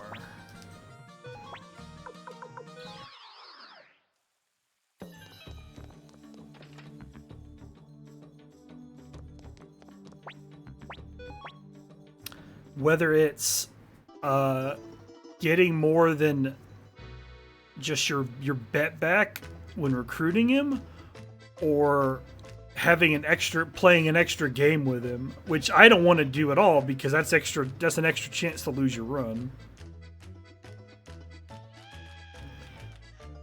So I guess we're just gonna roll the dice with a level 10 weapon and hope that Tio doesn't try to decide to kill us.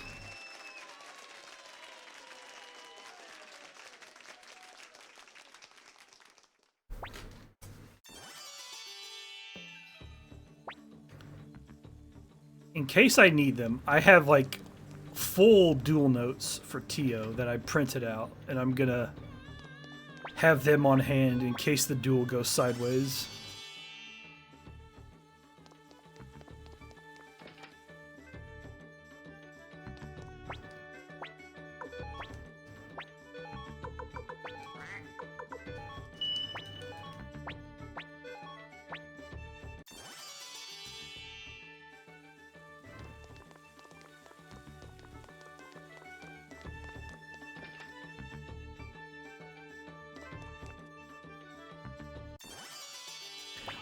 If a level 10 weapon turns out to be good enough, I will maybe stop getting the magic robe in the door vault, and then that'll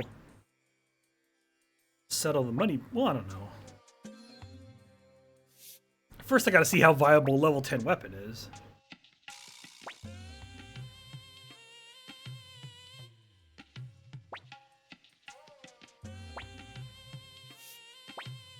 I don't think I'm gonna survive the duel, because having a level 10 weapon instead of 11 means you have to which means you have to do one extra hit to Tio, and if he does attack 3 times, you're dead no matter what.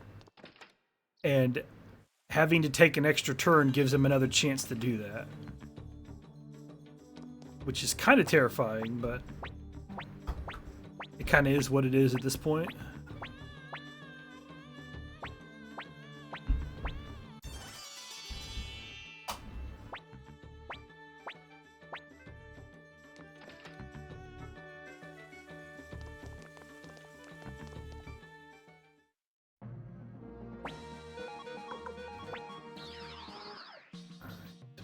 And go back up to the 4th floor.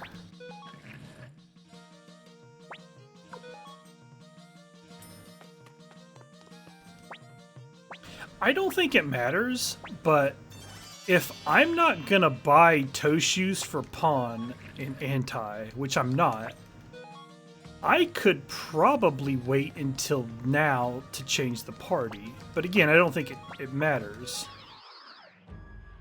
You just have to change the party before you come to Saunier, because you need Pawn to level up and you need Kai to help you kill things.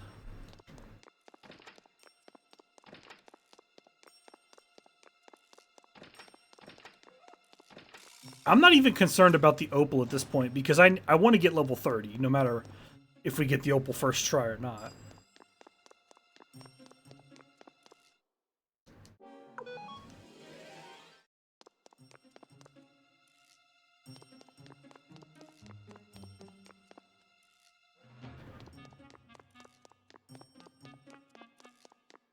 Although if I do get the Opal pretty quickly, the time save is going to be hilarious on this run.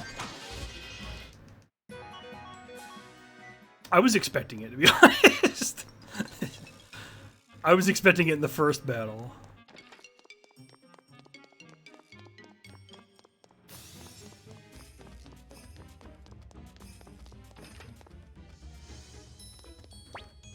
One battle is not a promising start.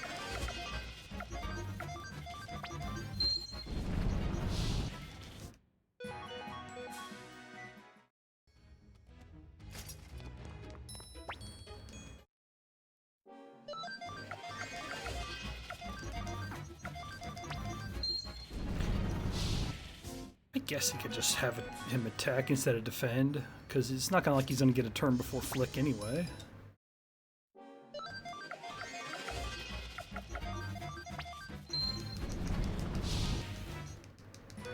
With turbo, it might be faster to do it that way.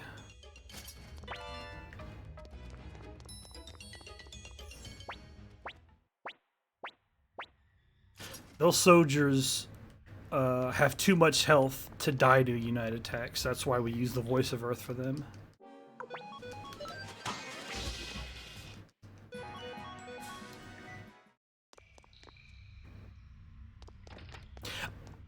Once I get the Opal, I need to keep an eye on Pawn's level.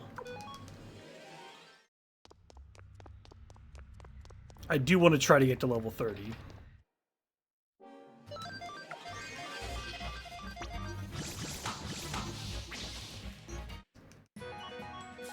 Alright, he's 26.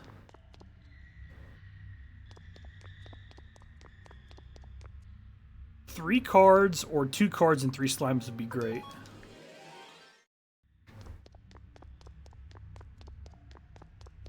Oh my god, the split isn't for 20 minutes. I just realized that. Oh my god, I think this is the screen. Yeah.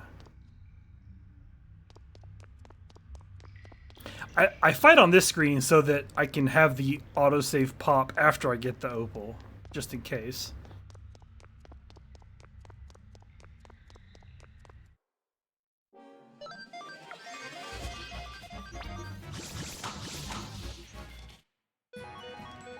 Alright, Pawn's 29.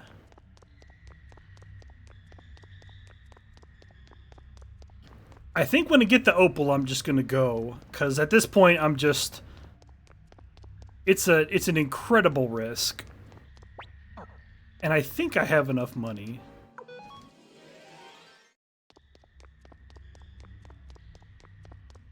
I'm gonna safety save before the duel, or as close to the duel as I can. This could bring him, I think this will bring him to 30.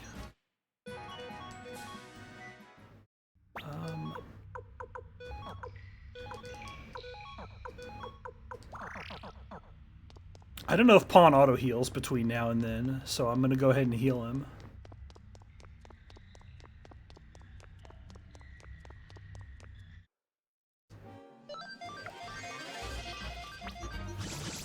This is the perfect fight to get. But no opal drop. Shock of shocks, I'm getting not good opal up. I mean, Suikoden says it's 3%. And I think a data miner said it's higher than that. So, like maybe 6%?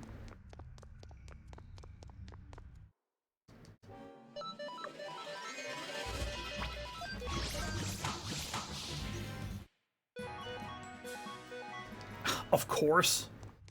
Of course I got the ornament, not the opal. That's why I don't like the fights with the slimes. But I don't really want to turn them down because it's a chance.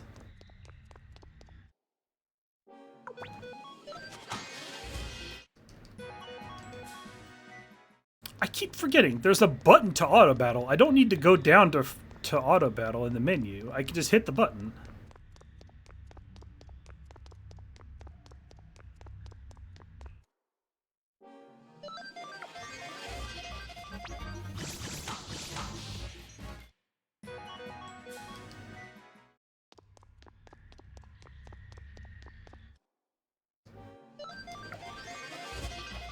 Alright, anytime now. Because I'm at level 31, I think, with Pawn, which is plenty. 29 is kind of the minimum. 30 is the minimum that I feel comfortable at, all things considered. 31 is like, okay, let's go. And then 32 is like, bad, because that means you were in here a while.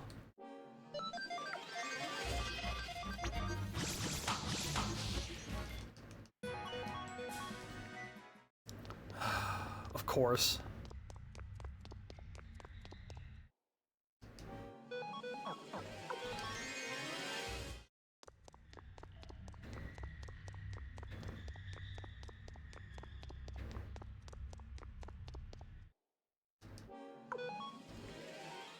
We're starting to get to where I'm not happy about the Opal grind. Because I'm going to lose time on the Nameless Urn because I got it instantly in my PB. So whatever time save we get from here is dumping right back into the Nameless Urn grind that we're going to do later. I would just like to get this and then move on and see if Pawn can survive the duel.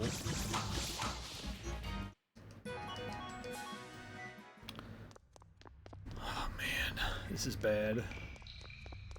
I think it's bad again. I think it's already bad.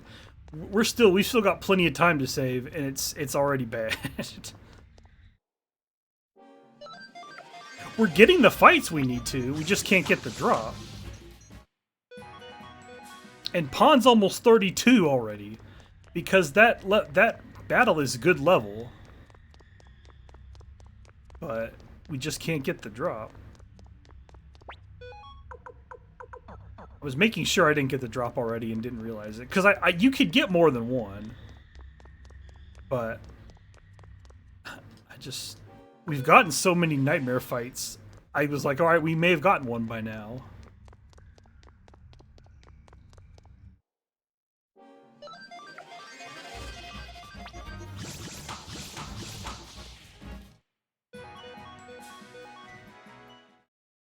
Alright, I'm mad now.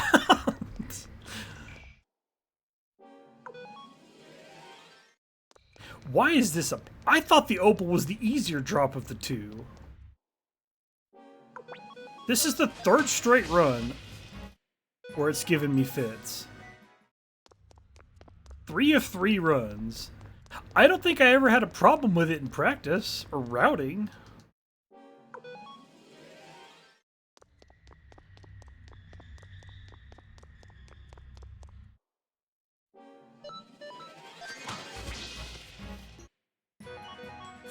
Well, Pawn's level 32 now, so...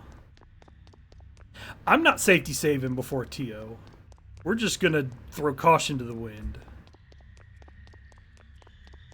And if the run dies, I'll cut stream and be mad.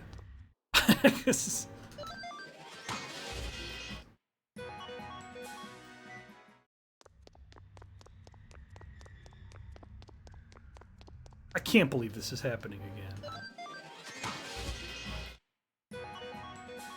I wouldn't care if it was the urn, but it's the same thing that did the first 2 runs.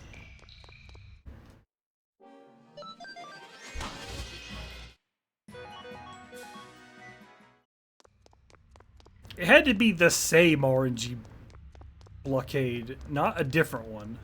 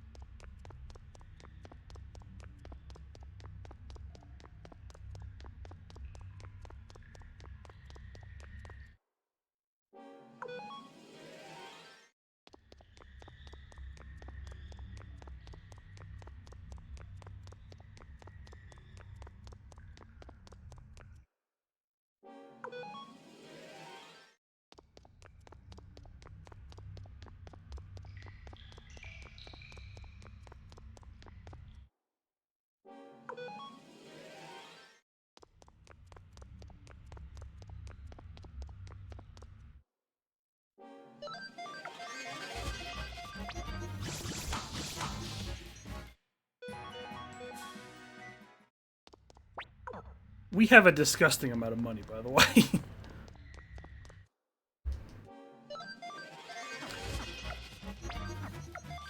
God damn it! I got frazzled in my menuing and just let the fight go.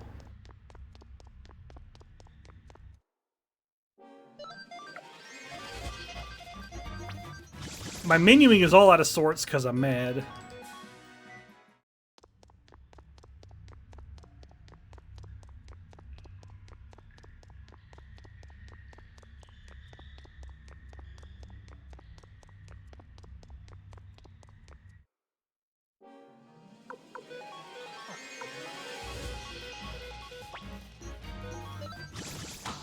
Just get it here and be done with it. There we go.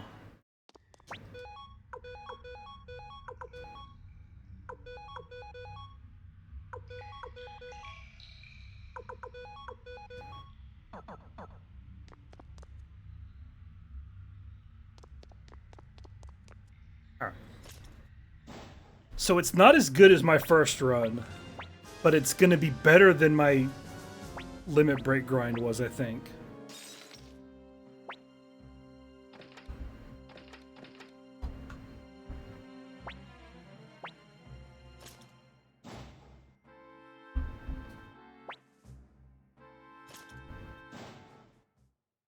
No, we don't split until all these cutscenes play out, so...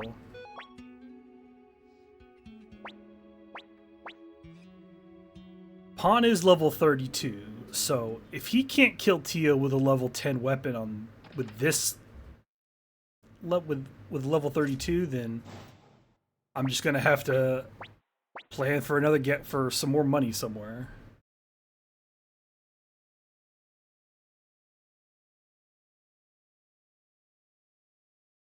I think I'd do it on the Fade to Black after Victor says something.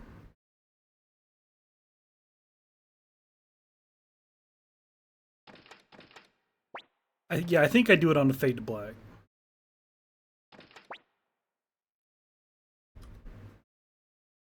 That looks a lot better than it is, by the way.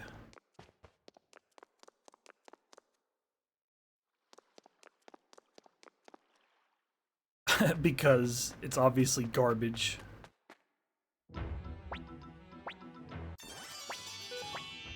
Let's see if I forgot any troops while I was at it. I don't think I did, but we'll see if I have 94.25.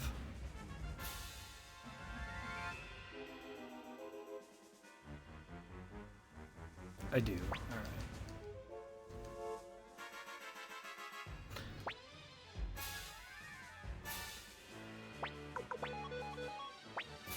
I don't know who I would have forgotten at that point, but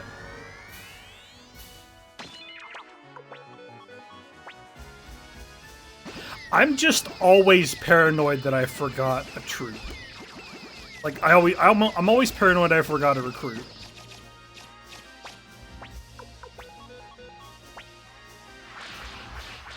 So this fight is free because he has 2 scripted turns, and then he's going to do charge bow and bow in some order after that. So basically his fight is completely predictable. The first turn he charges, so you use magic. The second turn he uses magic, so you use bow. And then you can spam charge because he's never going to use magic. And that kills him in 4 turns. There are 2 war battles that are dangerous, and one of them was Quanda.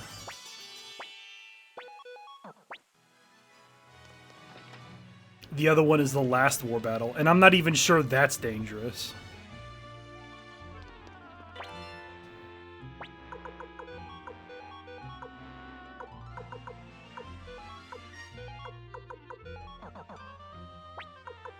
No. Let's just go.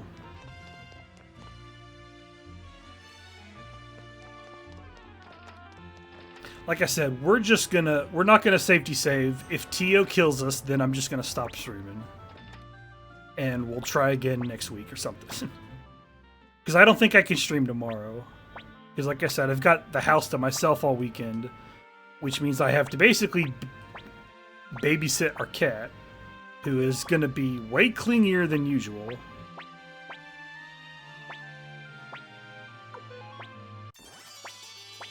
And as soon as I open this door, he's probably going to want to hang out with me.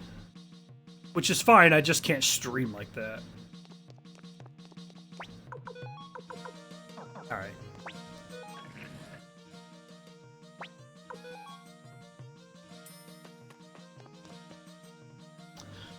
Alright, let's see if Pawn ends up in Valhalla or not.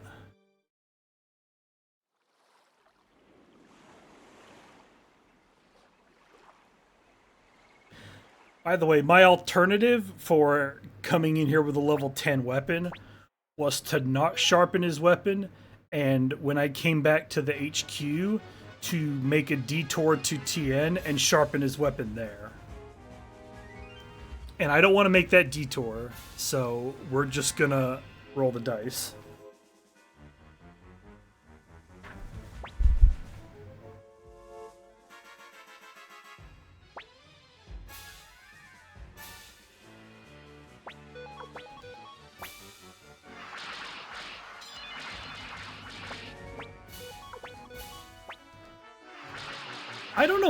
I don't know who discovered this trick with this battle or how, but the weaker army you throw at them, the less they attack you.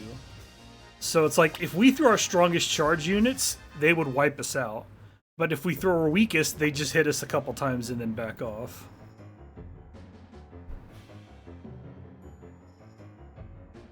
I don't think it's something I discovered, because it seems like it's too clever. And I think I only discover stuff that's obvious. But, whatever.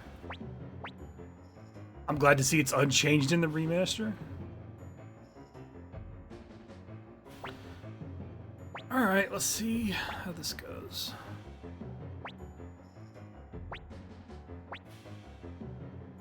This is gonna go badly, I just know it. Well, that's a good start. That's always gonna be 92.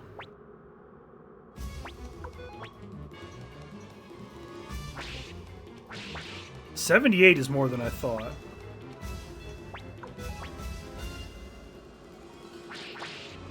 This might be okay. Just I got so many levels.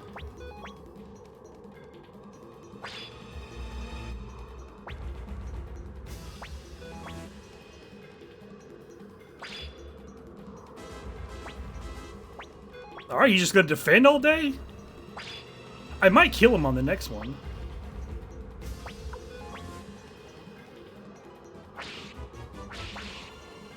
Oh my god, we did it.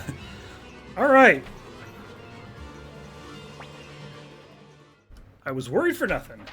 Easiest battle of my life.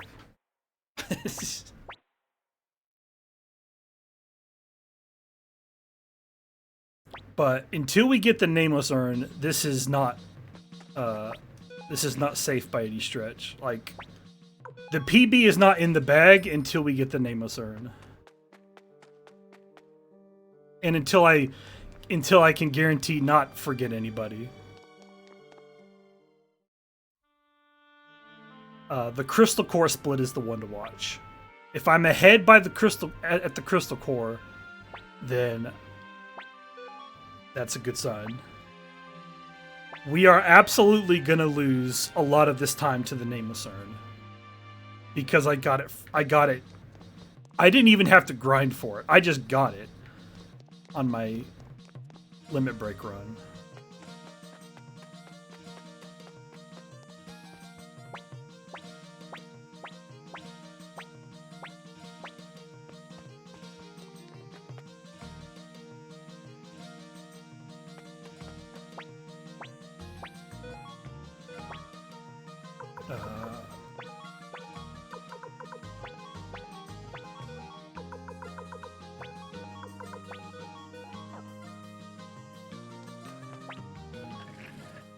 And I gotta get this damn card matching game in Kirov.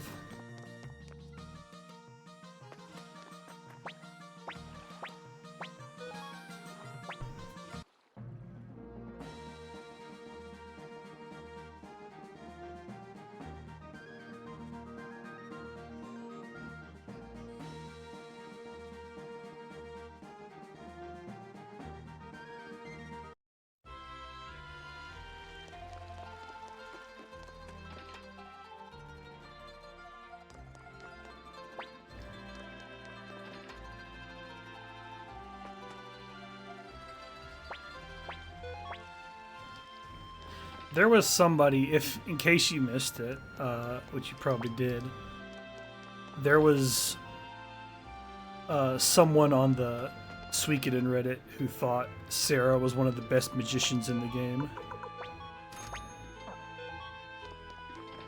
And I pointed out that no, she's kind of mid.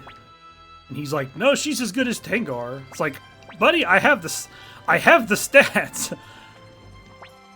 I have the database that says she's mid. I'm sorry.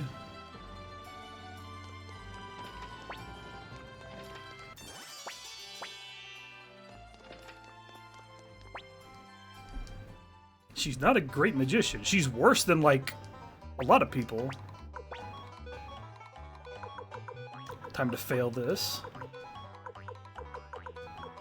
Oh, I got the wrong one. Well, lucky anyway.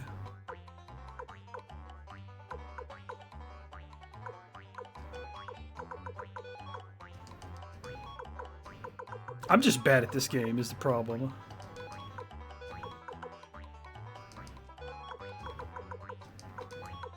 I cost myself that one.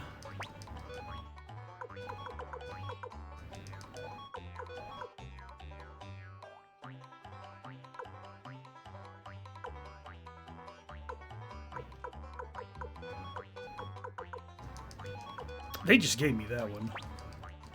I didn't have to think about that one.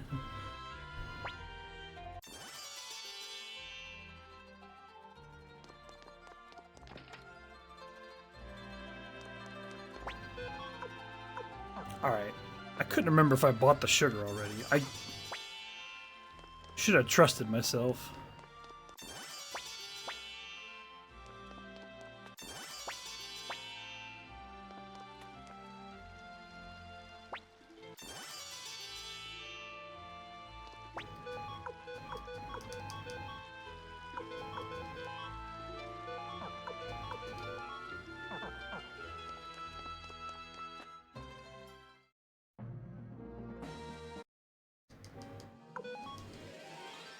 Alright, I don't need to fight an encounter in here, but if I get a good one, I will.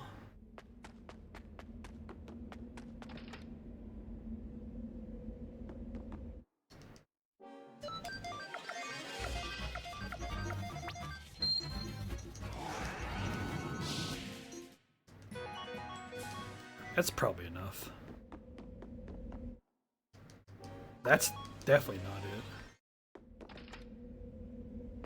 It's either 4 Eaglemen or 4 ninjas is the good fight.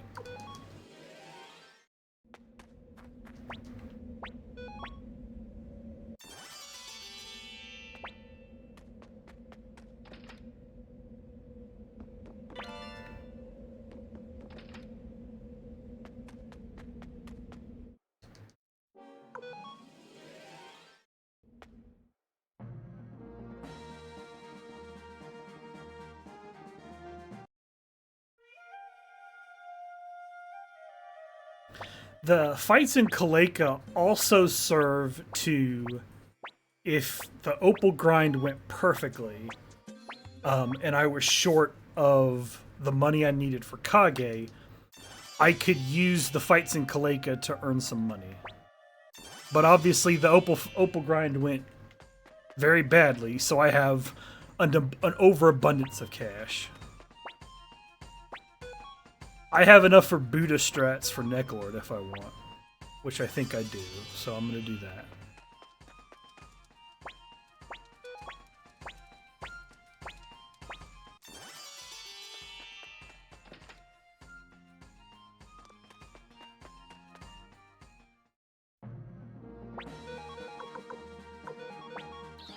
Okay, this is the part I always forget.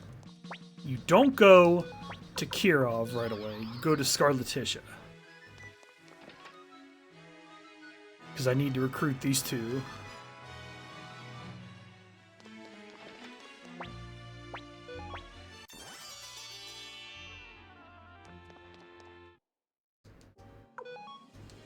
Hey, look, it's that bastard who didn't give me an opal.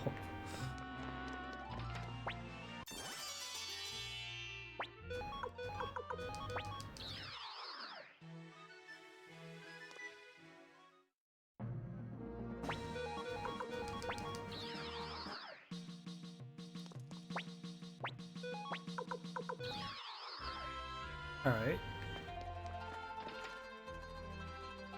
No, I don't heal yet.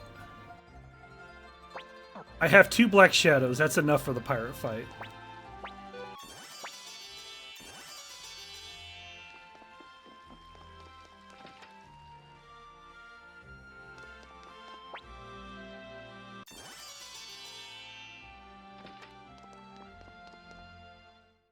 This is the section of the game. This is the first section where I actually worry that I forgot to recruit somebody. But thankfully the TO war battle is coming up very soon, and that will give me an indicator of if I'm on pace or not.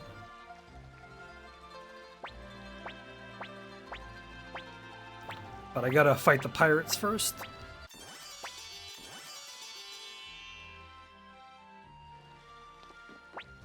Kirov is a very condensed town, but there's like more recruits there than you would think. And there's that big fetch quest you have to do for Sarah.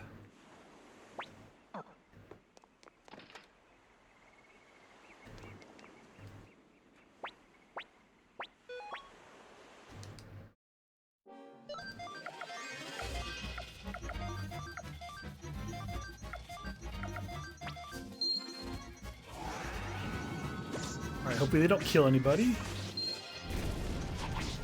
Well, he's fine.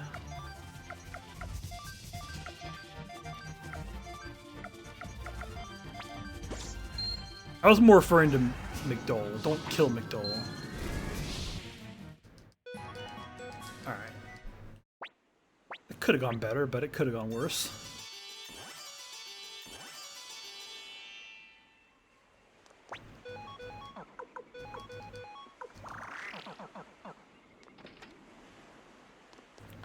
Well, this is my 3rd run, so...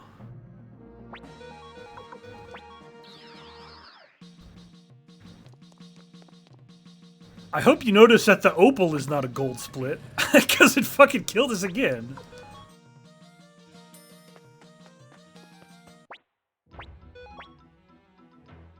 I mean, it was better than my first run, but it was... No, it was better than my limit break run, but it was not as good as my first run. And my first run was an 8-minute grind.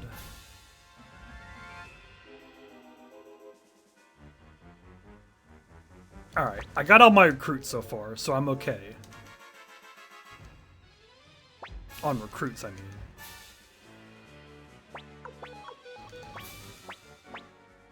Alright, now charge our hearts out.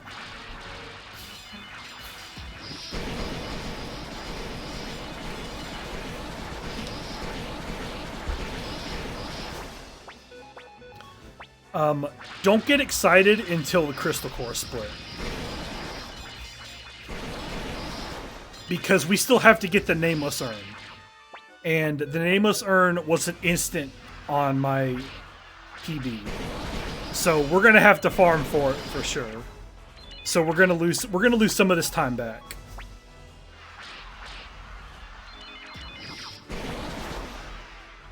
So if we're still ahead after Crystal Core, then we can start thinking that a PB is on the horizon if I don't forget any troops.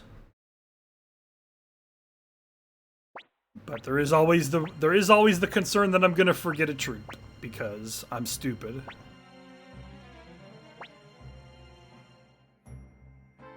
I don't remember exactly where I split, whether it's after the duel or when I get the level 3 spell. I'm gonna split after the duel, and if that I think that's wrong. I couldn't find that at first. Alright, duel's over. I think that was exact damage, by the way.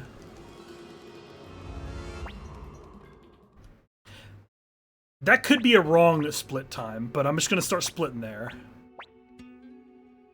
I think I might split on the fade out here, but we'll know on the next split. If I lose this minute back, it's because I split at the wrong time.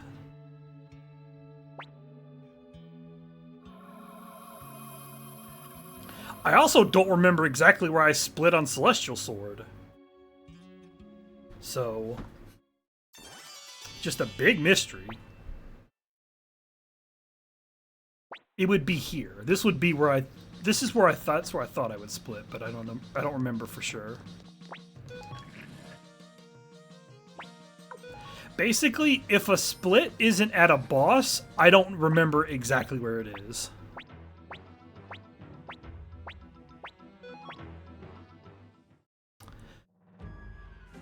Oh, I just remembered. There's some time to save at the end because I accidentally didn't create my final party right, and I had to go back to HQ to reform it. So there's like 30 seconds at least at the end.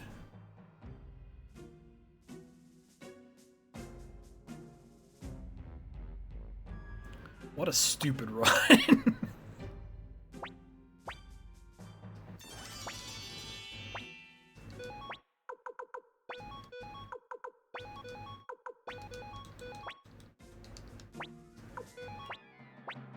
Alright, off we go. Do not forget this guy. I always forget Kirk, because you have to walk back in here and get him.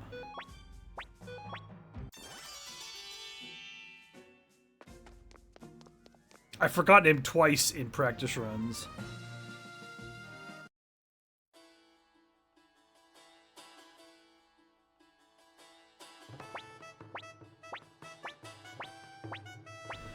And now it's time for the village of toxic masculinity.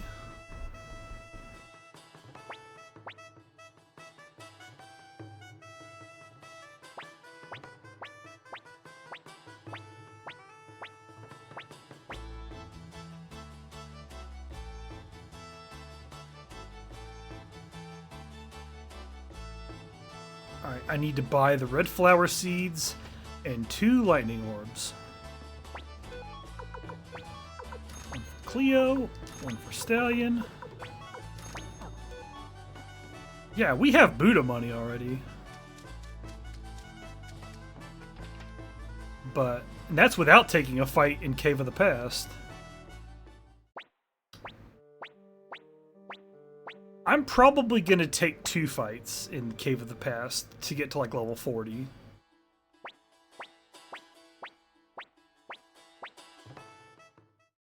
Because I just the only thing I need to get in Cave of the Past is money if we need it, which we don't, and I would need to get Kirkus to level 35. I think it's 35, and that usually happens with 1 fight. But I'd take 2 just because they're quick. Like, basically, if we don't get 1 fight, we're going to farm for it. And if we don't get 2, I may just roll with 1.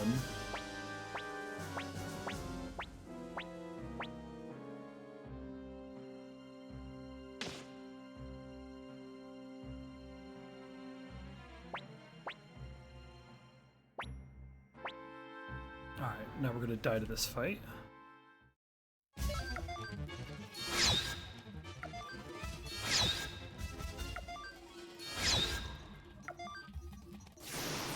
Alright, that went well.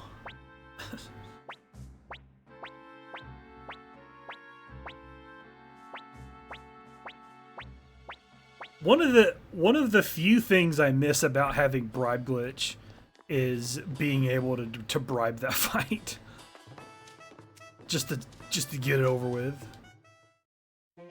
But I wasn't a fan of bribe glitch runs.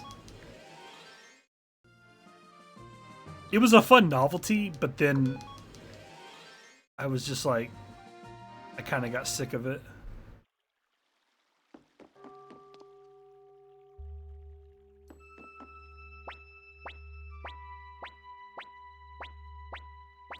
Okay, the one thing I need to not forget in here is the window orb. Because in the OG, the window orb is very obvious where it is because there's like a big flat wall. And in this version, the wall is not flat. But I think I remember where it is. Alright, let's get 1 battle with 5 enemies. And because we have Stallion, we can run away from any encounter we don't want, which is a very nice thing.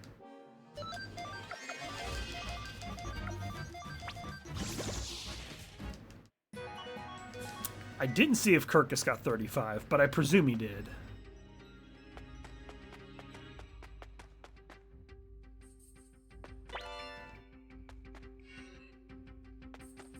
But I'm gonna take one more fight if I get it.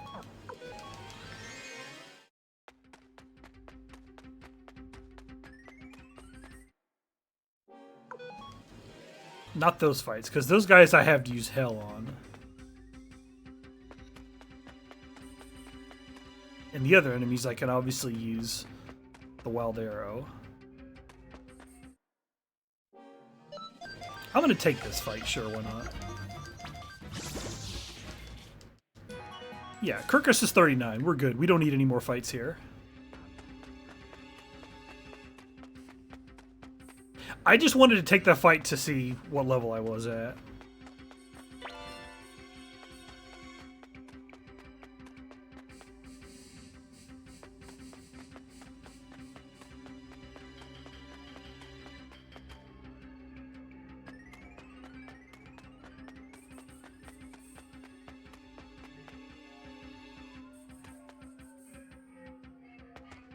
You know, a lot of the Suikoden 2 runners as like casual backup plans for when their runs die and they don't have time to start another one. They've been doing challenge runs with 2.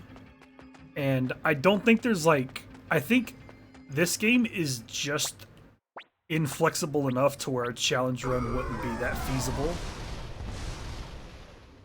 Because there's so many forced party members that it's like, yes, I could do something like a minimum stars recruited run, but that's just like the regular run, but no fast travel. And I don't think that's interesting enough to warrant doing it. And I can't do a low-level run because I think they patched out the infinite rune pieces glitch. Where I would try like a level 1 McDole run if I could get infinite rune pieces, but I'm pretty sure that's patched out, so I can't.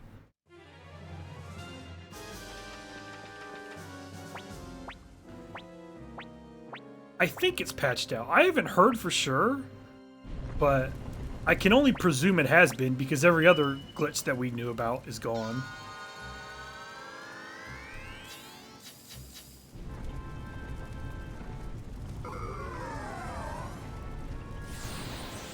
And I don't know where I split here. I'm gonna split when I exit the temple after recruiting Hugo and Morgan.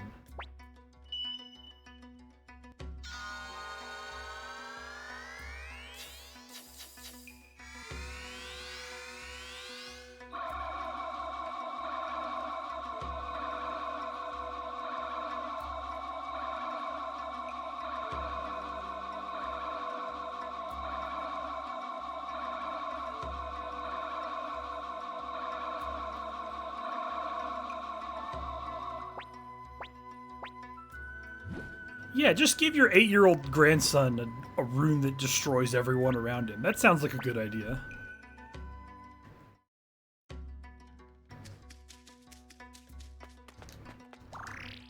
Alright.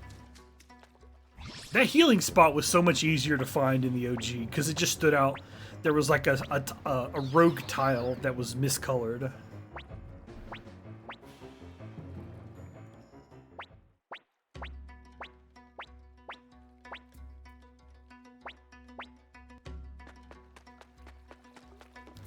Champion's Orb.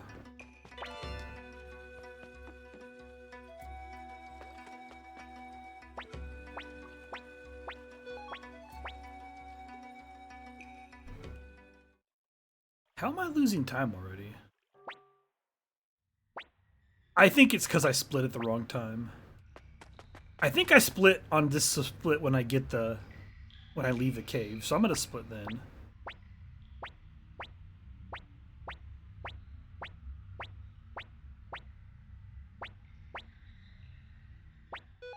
No, I'm not. I'm gonna wait.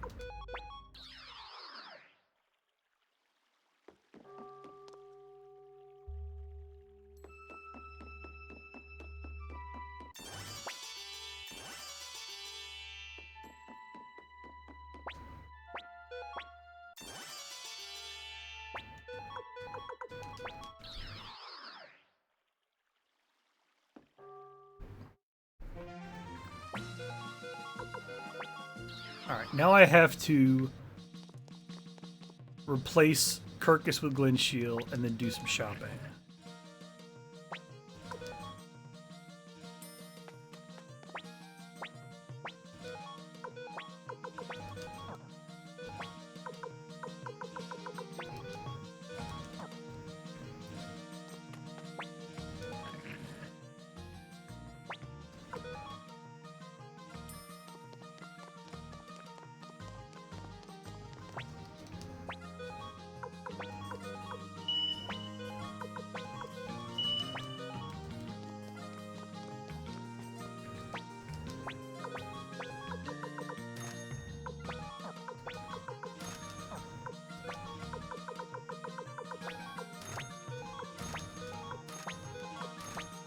Buy those.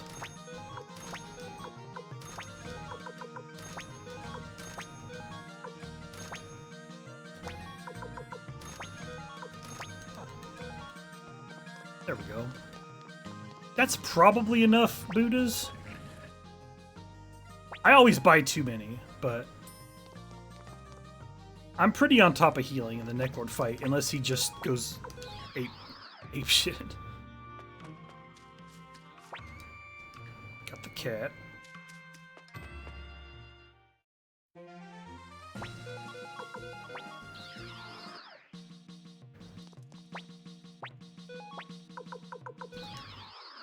Where's village?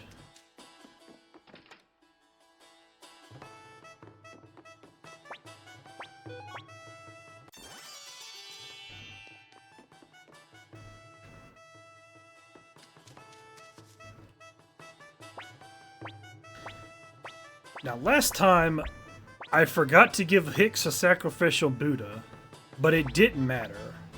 But I don't want to forget now, because I bought him one. So I want to give it to him.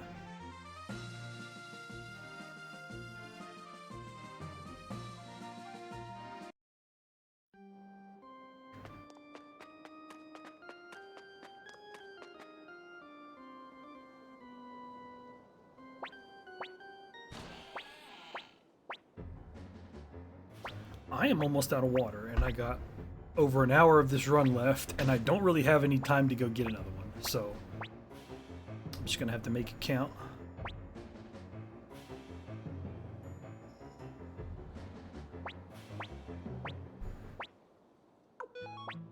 I always mess up this option too. I always accidentally keep going, because it comes up faster than I think.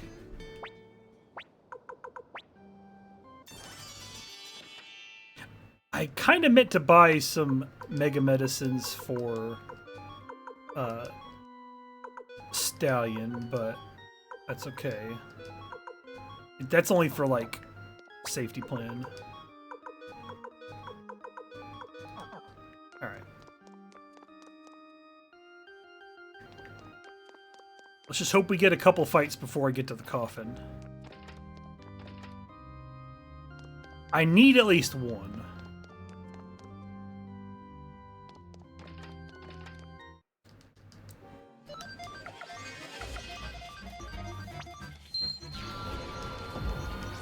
One more would be great. Actually, I might farm for another one if I don't get it.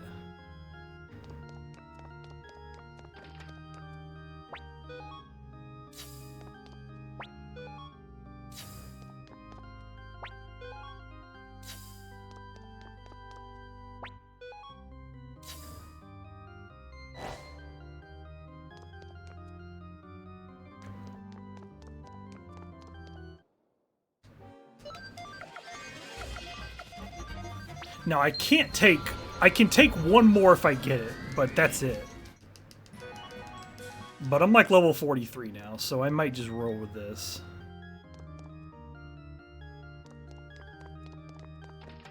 Yeah, I'm just gonna roll with this. Oh, never mind. I'm gonna roll with this.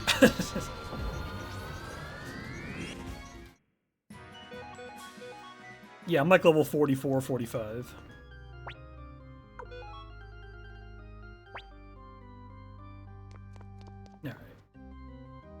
now I don't need any more encounters. Oh.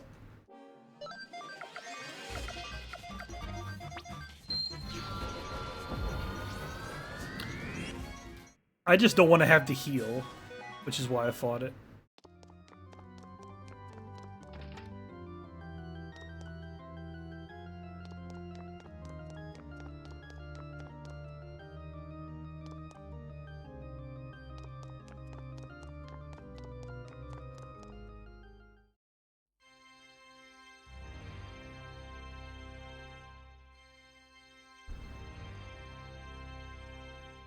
Alright.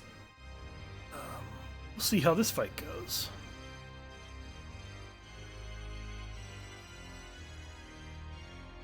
I just know that Victor has it. I don't know if Victor has to attack on the first turn, but he doesn't have to heal, so you might as well. Because the way this fight works now is that no matter what, Victor goes first to break Necklord's barrier. But I don't know if he does that if you, like, defend with him. But I'm not going to try it now, because I'm in the middle of a run.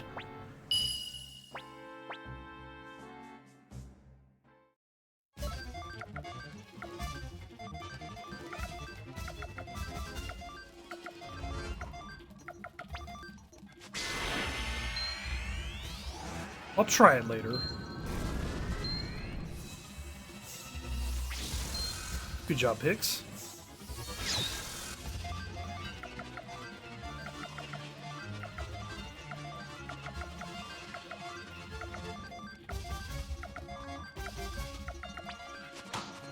I should have used Black Shadow with the hero.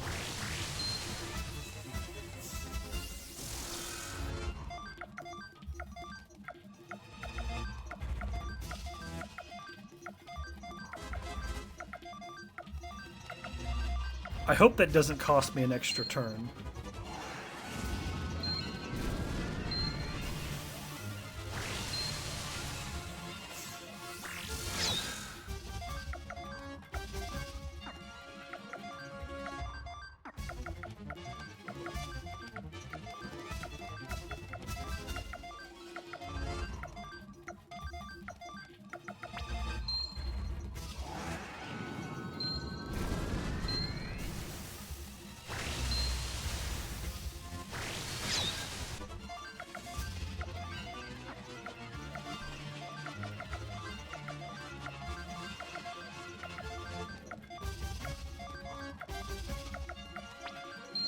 This is the 5th turn. I think he dies in this turn usually.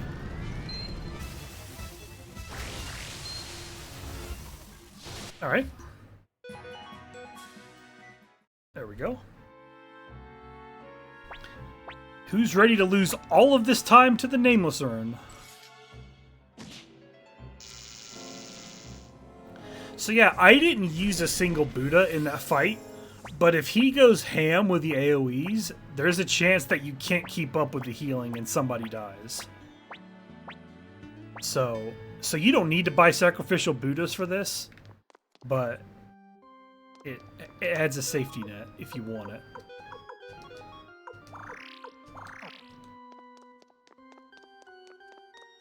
I didn't need to heal, but I did anyway.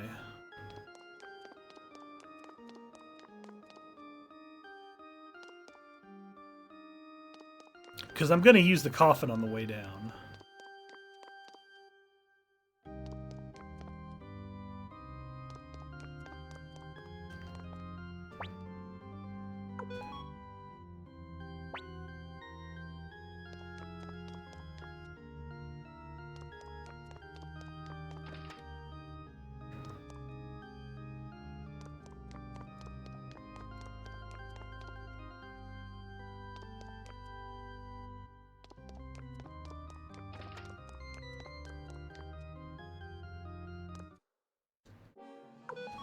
Oh, we can let go. That's good. The plus side of having everyone survive Necklord is that your party level is usually going to be high enough to where you can let go some of the... Like, you don't see a lot of fights because of the Champion's Orb, but like that big fight that you saw me get into, I was able to let it go because every single person in my party got level like 46 or so.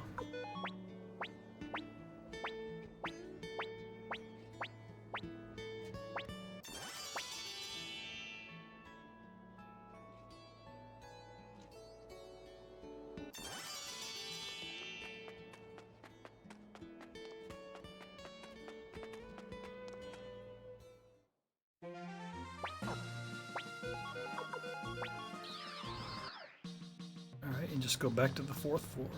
I always think that there's something else I gotta do, but it's like, nope, just go to the 4th floor and keep the plot moving. Not there.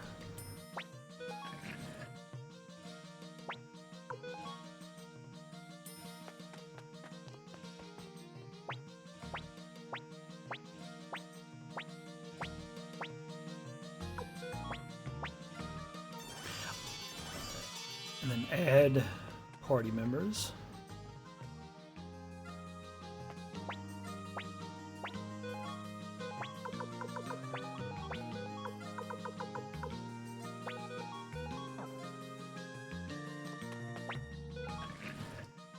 Now this is the split where I'm gonna lose probably all of this time if I don't get a good urn drop. Because I got the urn walking to like as part of my walking route. And I never had to farm for it. So unless that happens again, it did not happen again. Like, I'm gonna walk over here, and then I'm gonna walk to Anti, and if I don't get the urn by then, I have to farm for it. And if that happens, I'm gonna lose time.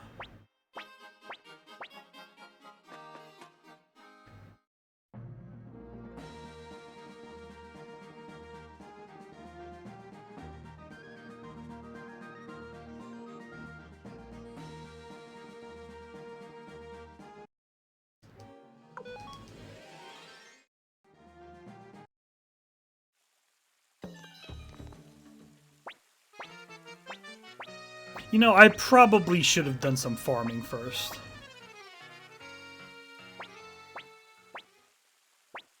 So I'm gonna recruit this kid and then duck out and do a little bit of farming before I come back. Because I have to go to the inn to recruit Esmeralda.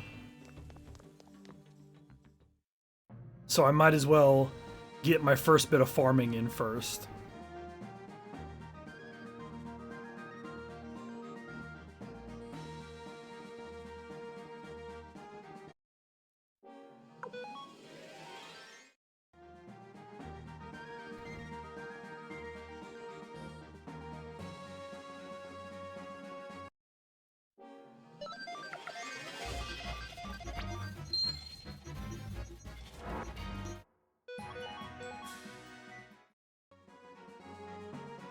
Yeah, we're already losing time, by the way.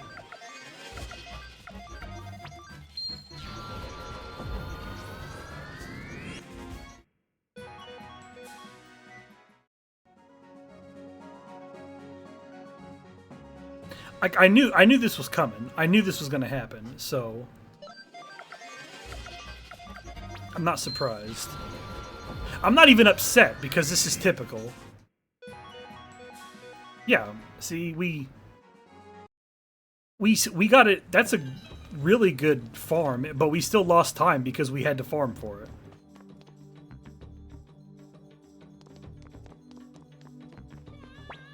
But, like, that's a still very good luck.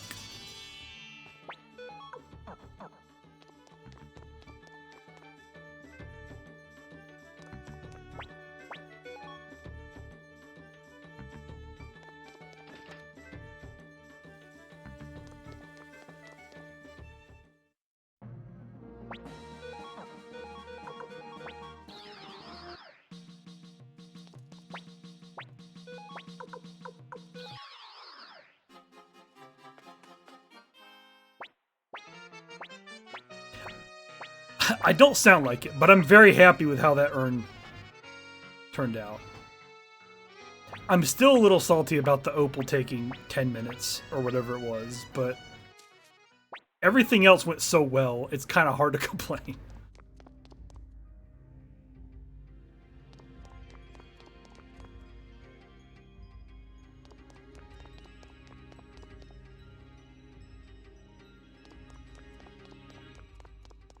See how many encounters we get in here.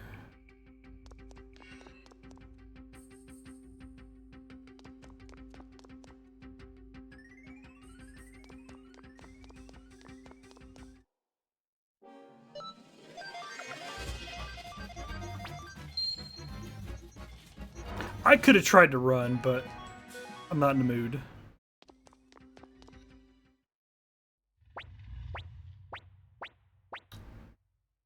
One encounter is pretty good.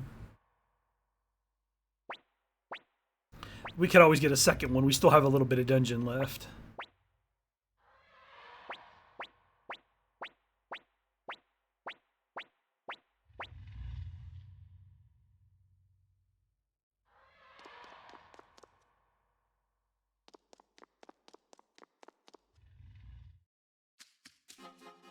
So we didn't actually use any MP, so I don't have to heal again before Seek Valley. I almost jinxed it.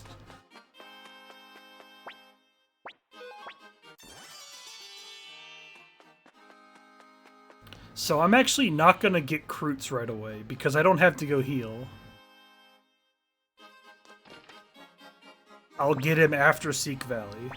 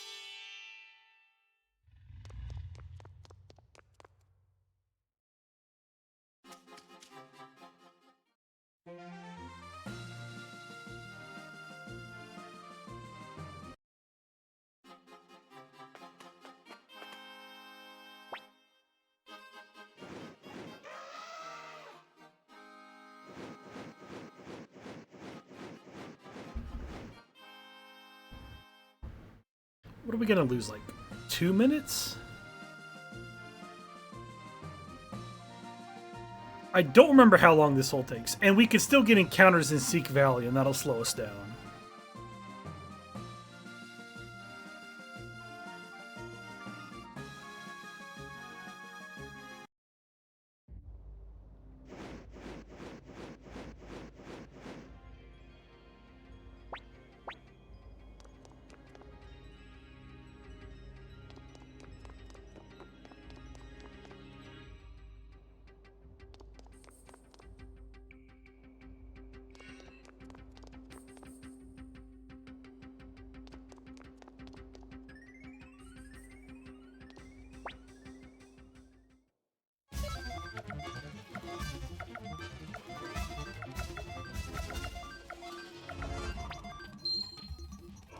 This will take 3 turns. Probably.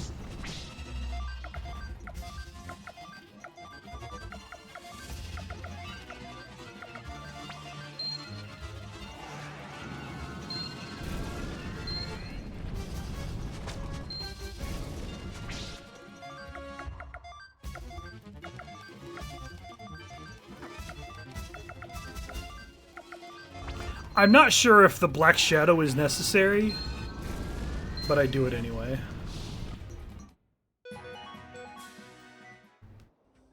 Alright, minus 10 minutes, that's pretty good.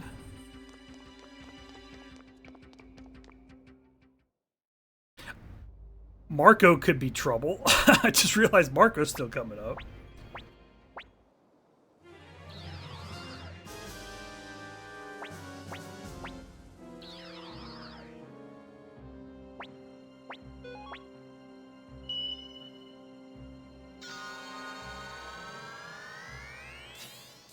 The trouble spots now are Marco and remembering to recruit everyone. Basically, it's the coin under the cup game and my dumb old man brain. Those are the major obstacles that I can remember. And my dumb old man fingers doing everything right. So that's what's standing between us and a PB, I think.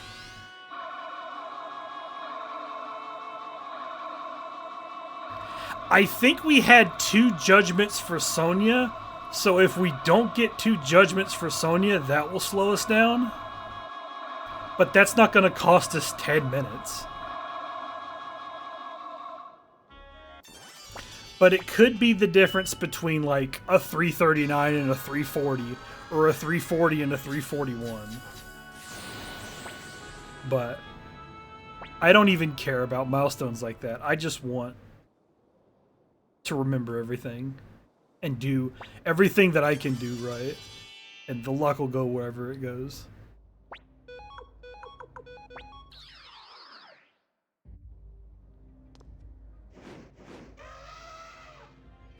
I think that's how you have to treat runs like this, is that you can't... I mean, I got salty at the Opal drop, but I got over it. But the thing is that you kind of have to accept that the stuff out of your control will screw you over at some point. You kind of just have to be good at the stuff you can control. Like, I just have to execute the stuff that needs to be executed, and then the RNG is going to fall into place or it won't. And I have to be prepared to adapt for when it doesn't. If there is an adaptation that can be made. Sometimes the adaptation is you lose the run.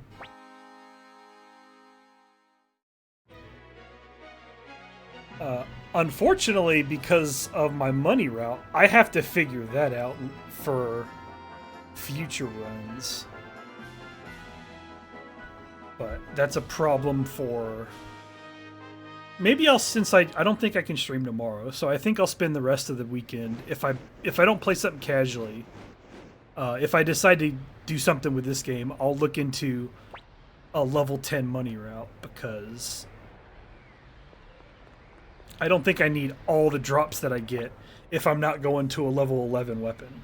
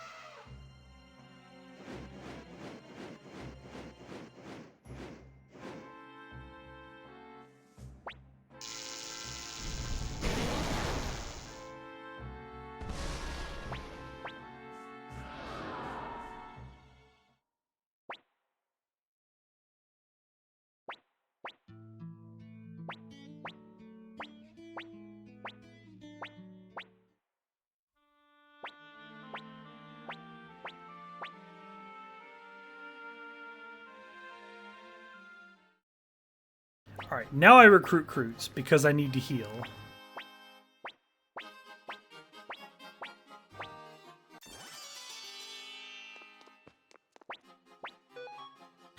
Because I didn't need... If I need to heal the first time I come here, I just go get him while I'm there. But I should probably get into a habit of recruiting Croots at that point.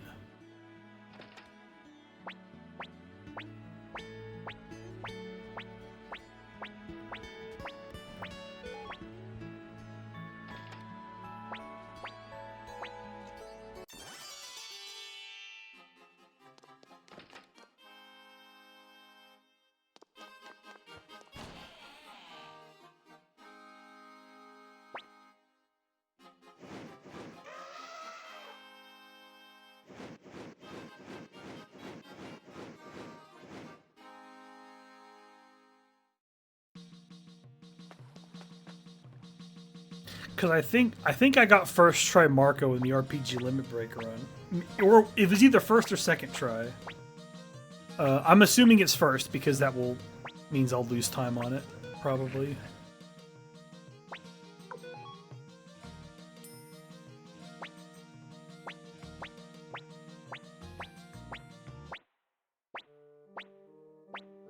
Alright.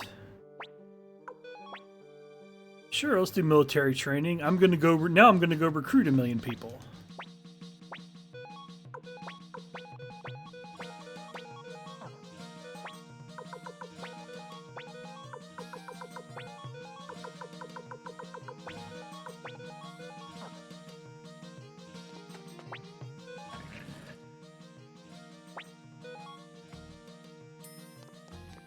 First things first, we gotta go recruit some kobolds.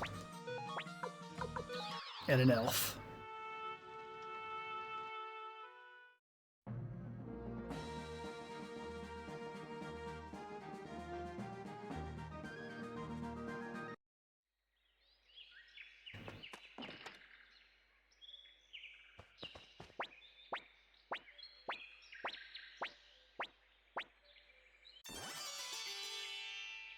You know, a small part of me was like, I sure hope Ruby's not level 40, and the guide just got it wrong. Because I thought Kirkus had to be level 40, but I think Suiko's source says 35, and I think he's 39 for me right now, so it must be 35.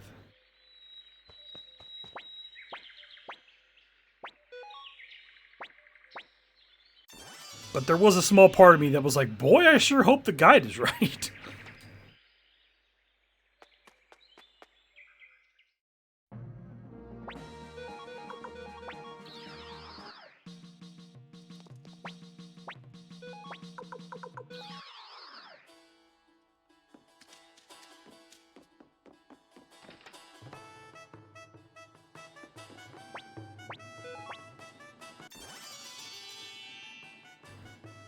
Alright, here comes Marco.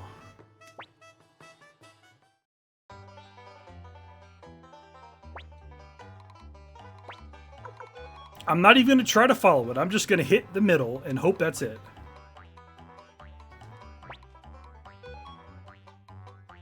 Nope. Alright, gotta back out and do it again.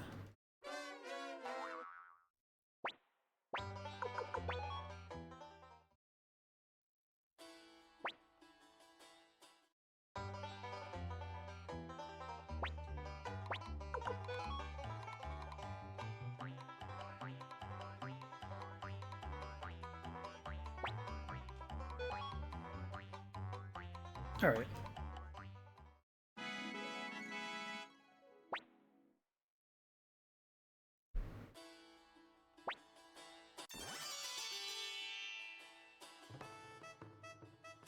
I was trying to follow it the second time, but when I try to follow it, I feel like I'm wrong. But I thought it was in the middle, but I was going to hit middle no matter what.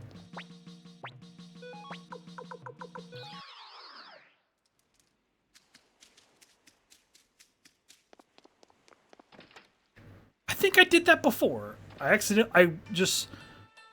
was trying to walk over right too much, and I ended up in Kamendal's house.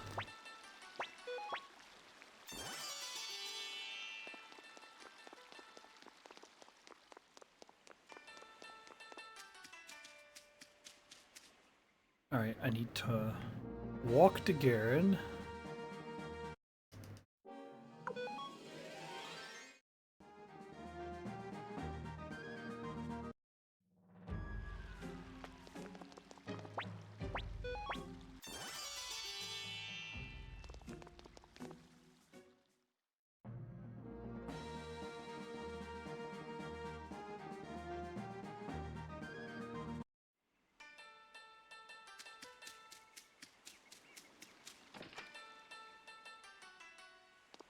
Recruit this bozo.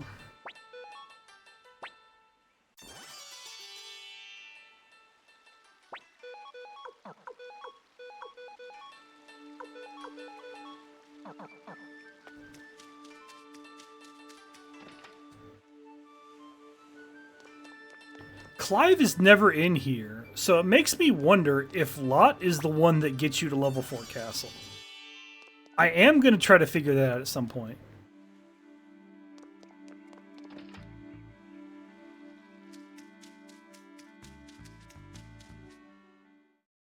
Or if I'm just unlucky and I never get him the first try.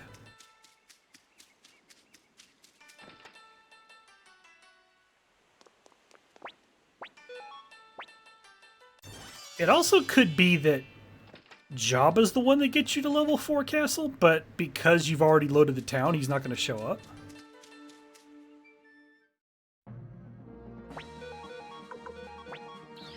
I'm not sure. It doesn't really matter, I guess, but I do want to find out for myself at some point which recruit it is that gets you to level 4.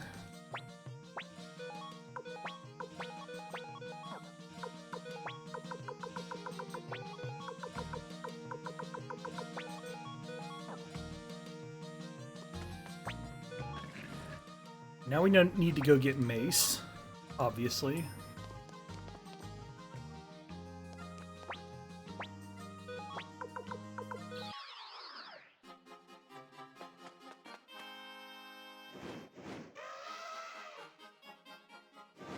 Apparently I have a split for Matthew's letter, so that's good to know. Because that's the end of this recruiting. The section in my notes is called Recruiting Bonanza. So that's just what I called it when I first routed this. So this is the end of this part of the Recruiting Bonanza. Is Mace and then getting Leon's letter.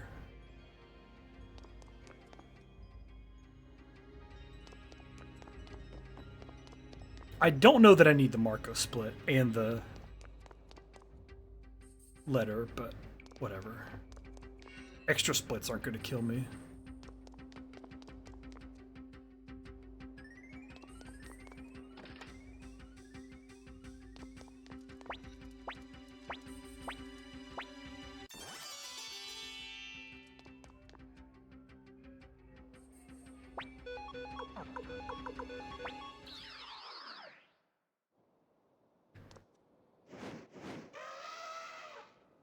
No encounters while getting Mace is pretty good. Granted, you can run away from encounters now, but still. Nice to not have to do even that.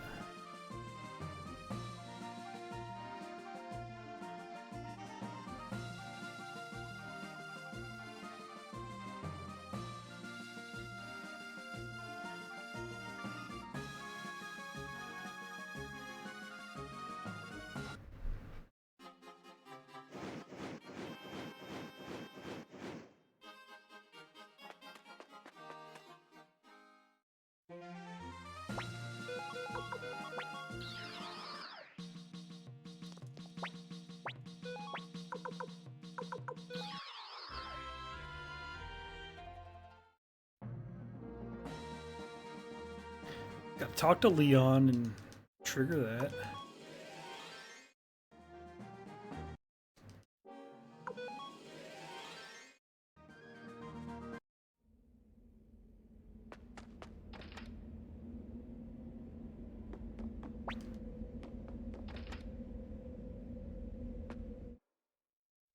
Couldn't get in and out without a battle. It always happens.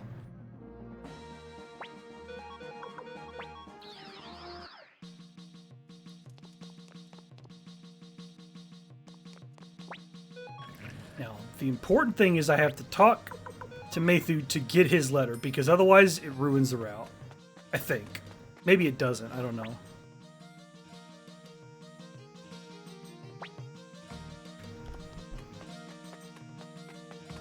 I don't know why that cost me 5 seconds, but sure.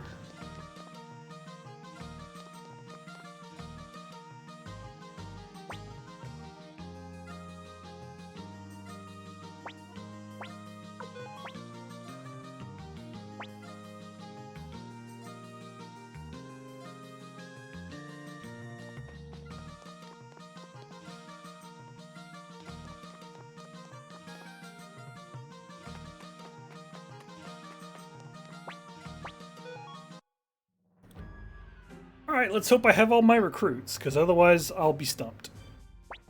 Which I think I say every single time a war battle's coming up, but...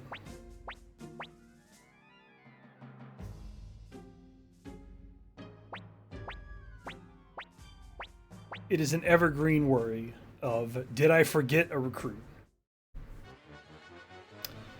We should have over 15,000 soldiers.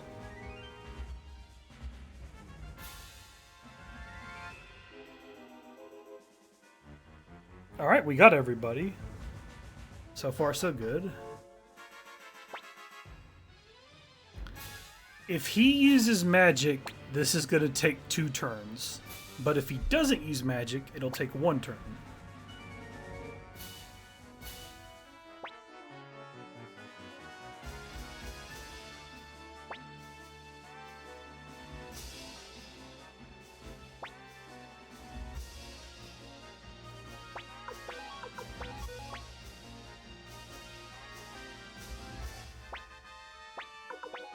Alright, easy.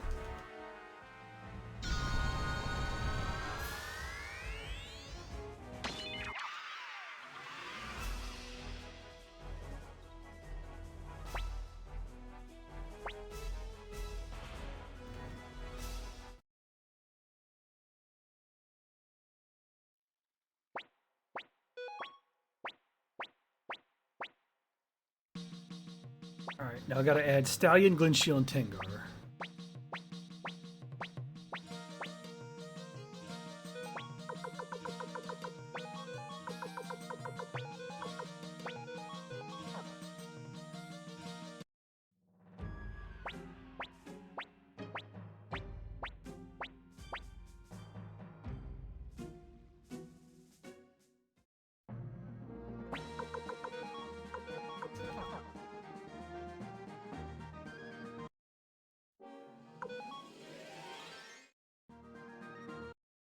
Alright, we want to get some big battles in here.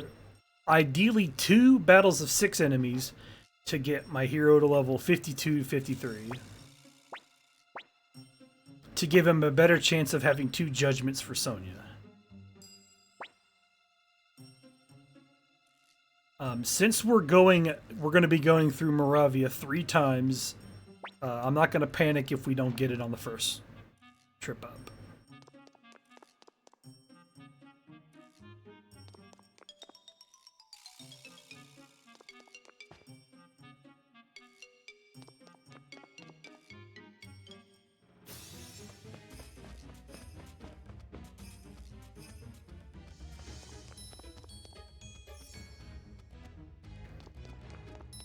Maybe we'll just get no encounters. It's happened before.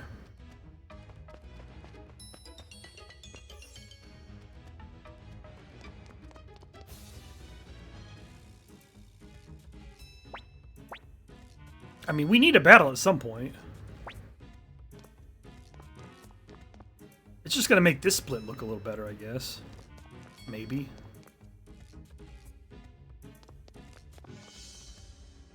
Oh, no one counters Moravia on the first go. Like I said, it's happened before.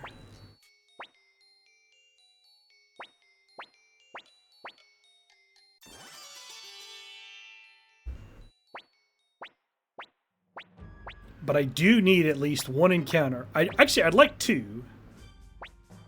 So if I could get some encounters on this next trip, that'd be great. Because odds are I'll get some encounters I don't want, and I'll have to search for the ones I do want.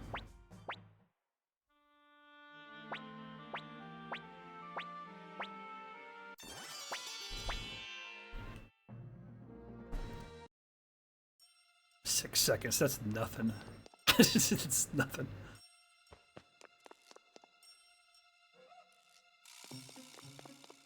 We have to come back up here anyway to recruit Vincent. And there's a Mother Earth Orb at the top that we're going to get since we're here. And then we have to walk down because the escape talisman does not work.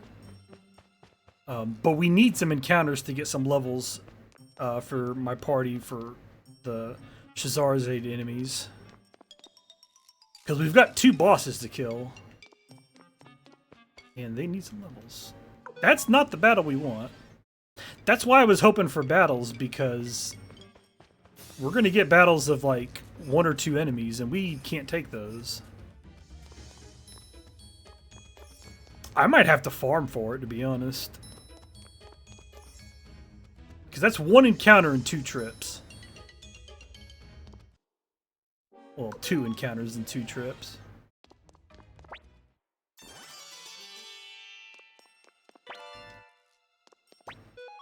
Alright, I want to make sure it fell on him. This is not the perfect encounter, but I'm taking what I can get at this point.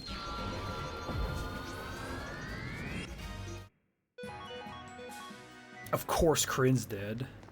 He's always dead.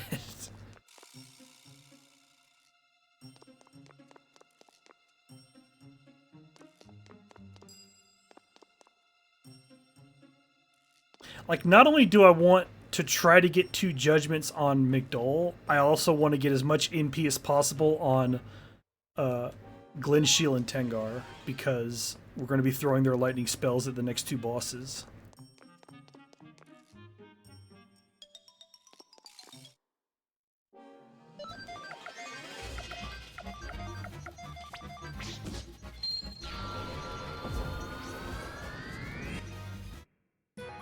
Alright, we're only level 50, so we are not going to have 2 judgments. So the Sonya split is probably going to lose time.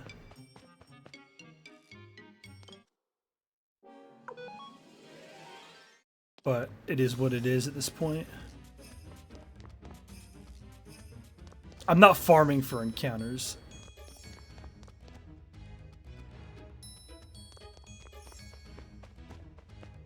Alright. Do not use the mirror. Do not use the mirror. What's up, Highwinds?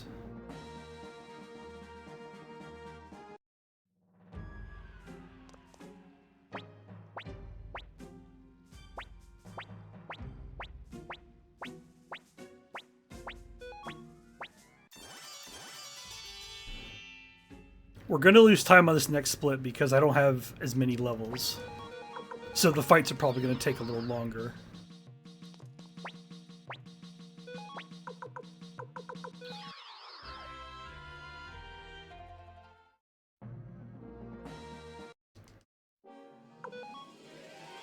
Of course, our buddy Kryn is dead, as usual.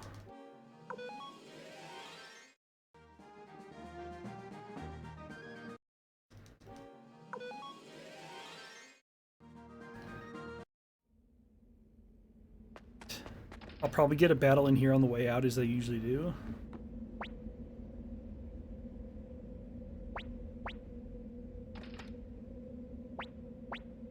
Oh, Leon's the only other recruit I have. The only recruit I have to do on this split. Okay. So, I need to do some shopping at the Hassle, and then we're done. In terms of, like, then we advance the plot.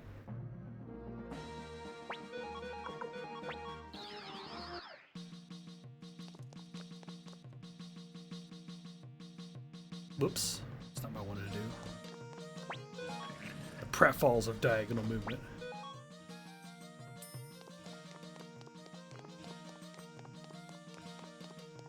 Oh, I wanted to stay at the inn. Whoops. Alright, well. I'll stay at the inn on the way out.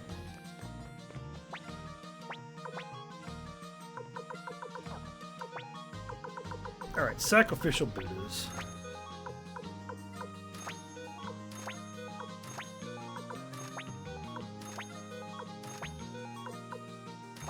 There, I'll have some extras, and I'll hand them out.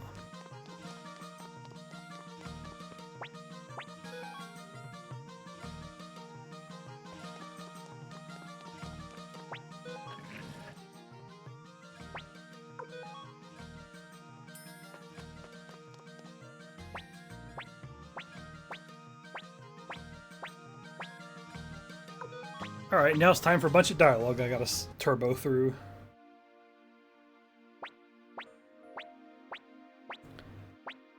Now, if I have all my recruits, I shouldn't forget anyone, because after Shazarazaid, I only have to get 3 more recruits. I have to get Sonya, Crowley, and Peshmerga. So I should have 105 at this point. So we need like 18k troops at Shazarazaid, and if we don't have that, then I'm in trouble.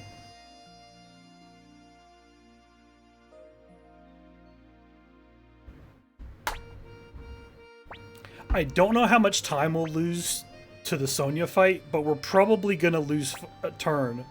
We're probably going to lose some time because I think it's going to be a 3-turn fight, and I think it was a 2-turn in my PB. Because I was lucky enough to have 2 judgments. And that makes it a 2-turn fight instead of a 3.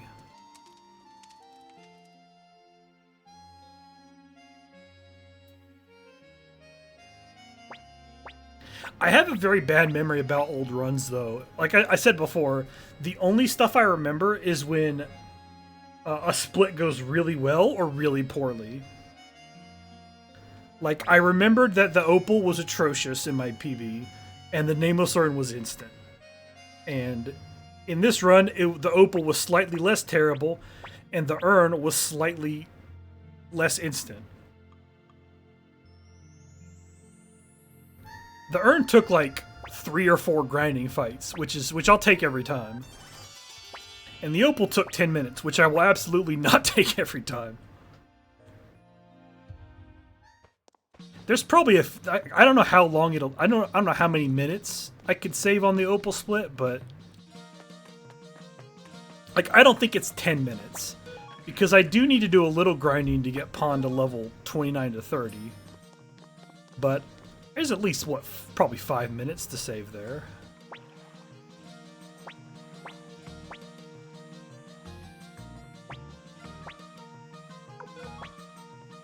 Alright.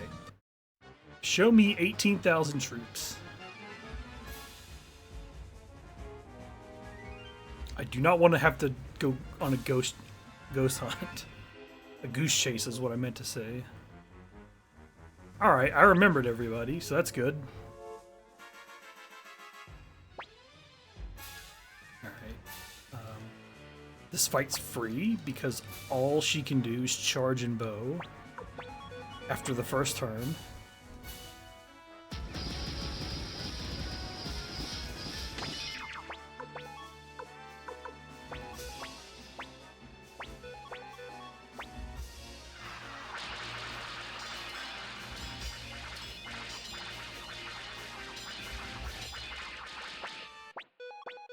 I don't know that I need to use strategists because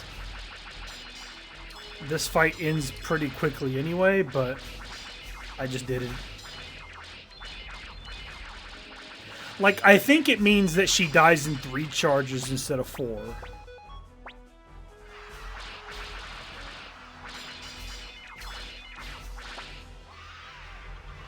This is not where we split, by the way. We did not save 6 minutes, don't get excited. I split on the boss fight.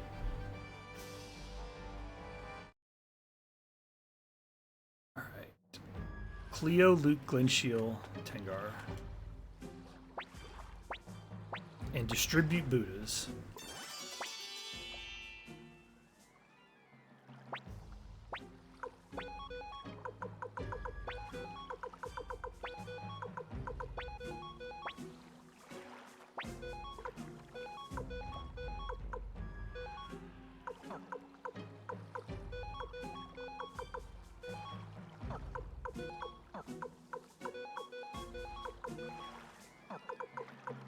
That's enough, I think.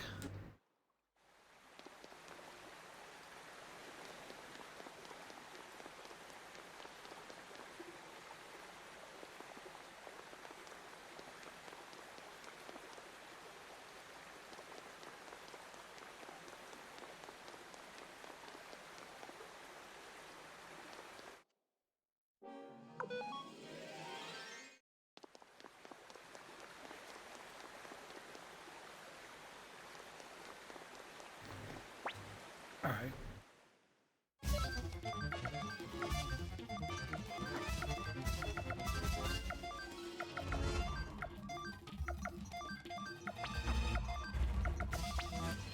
This is not going to be great. Sonya might be 4 turns at this point.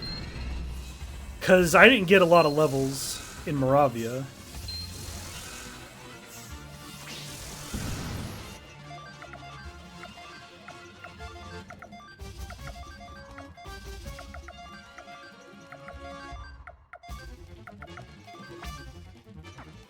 I'm gonna do this. Hopefully I don't regret it.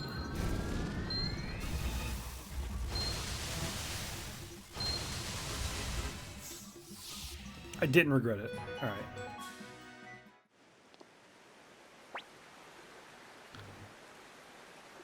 I didn't want that to be a 3-turn fight because I decided to hold back. Normally I just throw my strongest spells at him, but that time I wanted to save a lightning ball for Sonya, since I only had one left on her.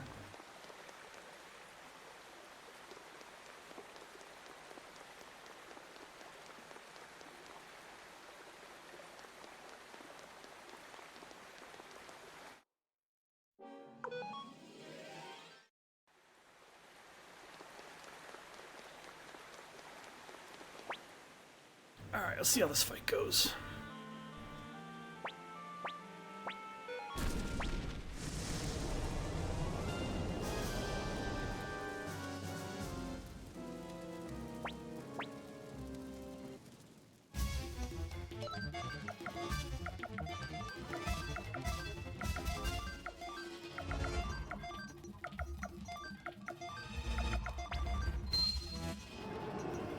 This should be 3 turns, unless not having extra spells is going to cost us.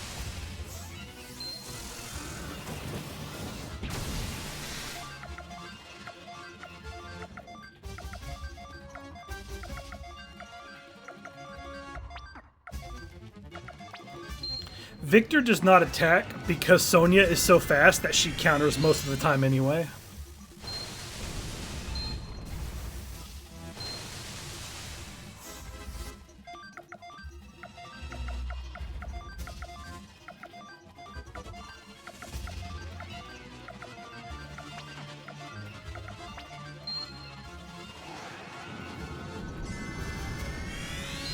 Godly, yeah. That's why I get Buddhas, because she can do that. I didn't lose time. I guess the rest of the fortress went really well. Either that or it was a 3-turn to my PB and I forgot.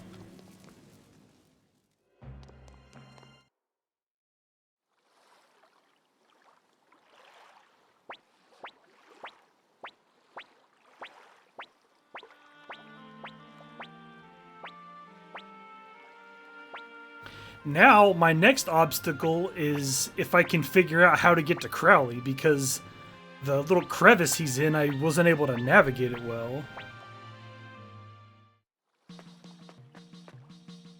Alright, and now I gotta get Sonya, then go get Crowley.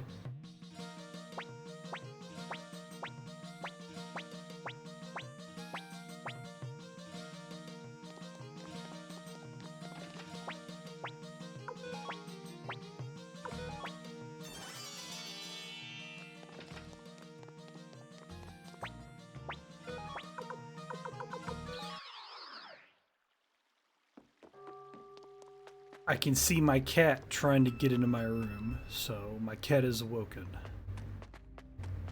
But he's gonna have to wait till this run's over.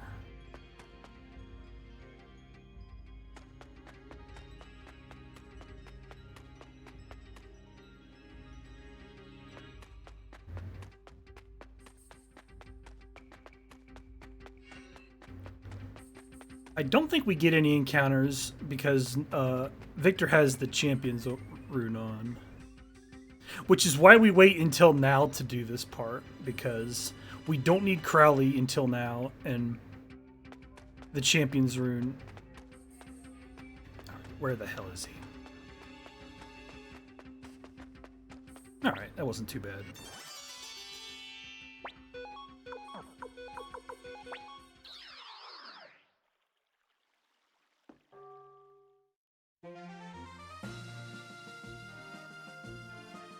I don't know if it's faster to walk or warp. I think it's faster to warp, but... There we are walking.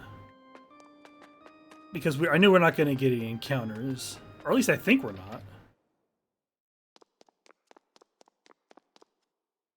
So there's a bug.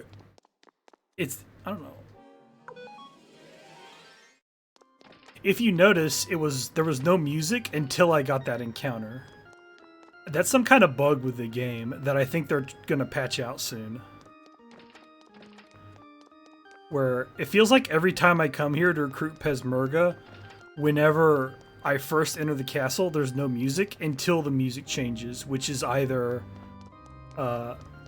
when I get Peshmerga or when I get into a battle.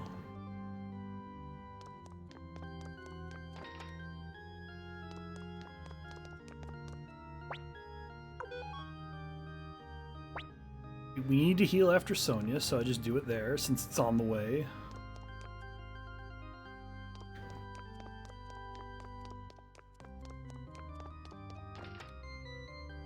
Okay, I don't need to go to the first floor on the castle unless I forgot to heal, which I obviously didn't because I just healed. So once I get Peshmerga, I'll go back to the castle and then basically just do the last war battle. And that should be 108 right there. Because we got Crowley, we got Sonia, and that was 108.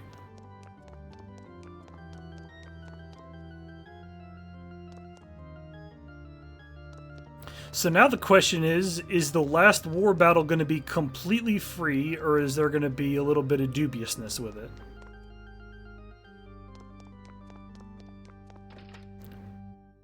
And that is, if he uses bow first turn to counter the dragons, then there's a little bit of question mark as to what's going to happen. But if he doesn't use bow, then it should be free. And he has a 1 in 5 chance to use bow.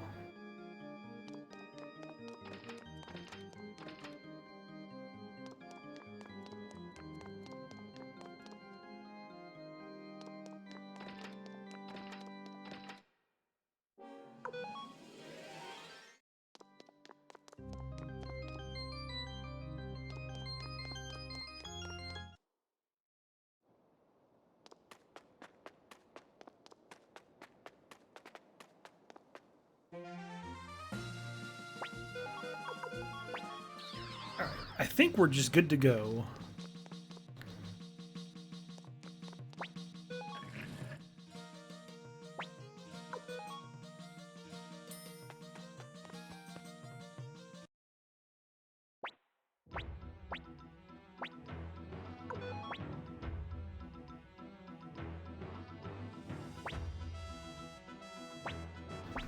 Alright, go ahead and bring Gremio back, and let's get this show on the road.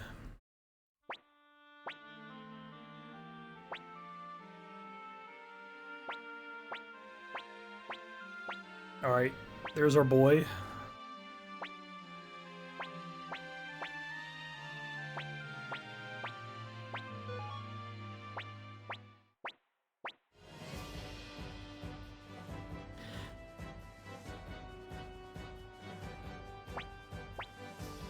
Alright, this last war battle. It pretty much all hinges on turn 1.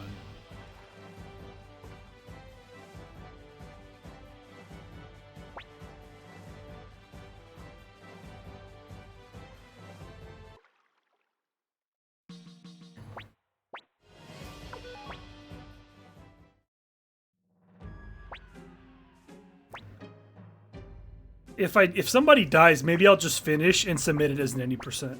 That would be. And now I'll probably just delete the run and never think about it again.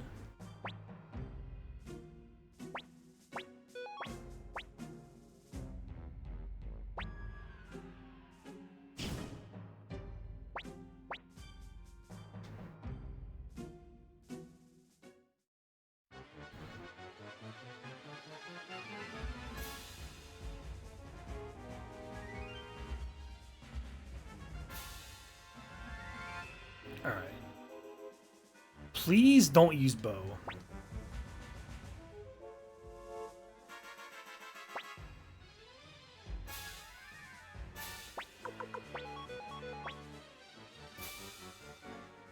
Alright, thank you.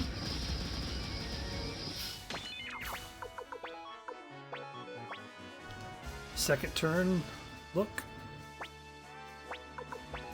Third turn, he's gonna magic, or he's gonna charge, so we do magic again.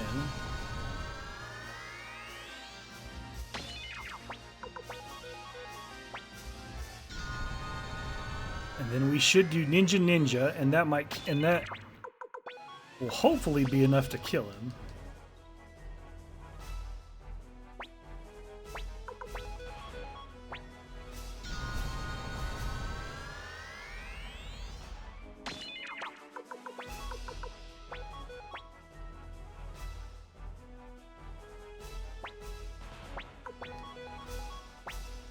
All right.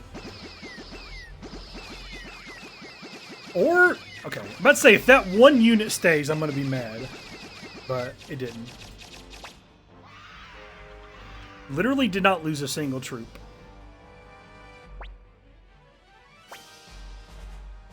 Which has happened before. It might have happened in my last run, to be honest.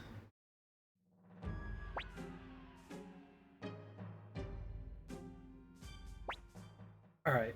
Now, I need to remember not to accidentally cancel out of the party menu, because I did that last time and I had to run all the way back to HQ to make my party. So let's not do that this time.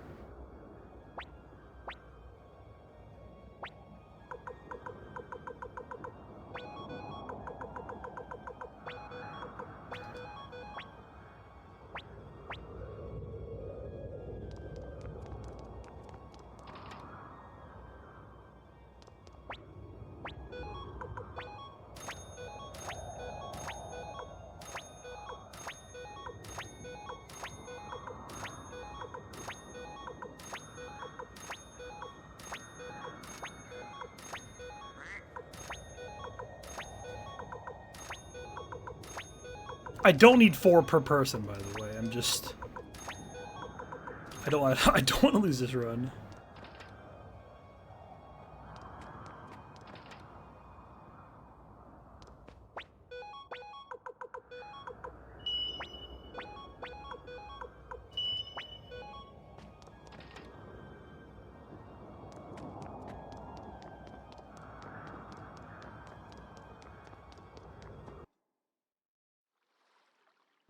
Alright, let's see how much time I lost from doing that thing in my PB of forgetting the party.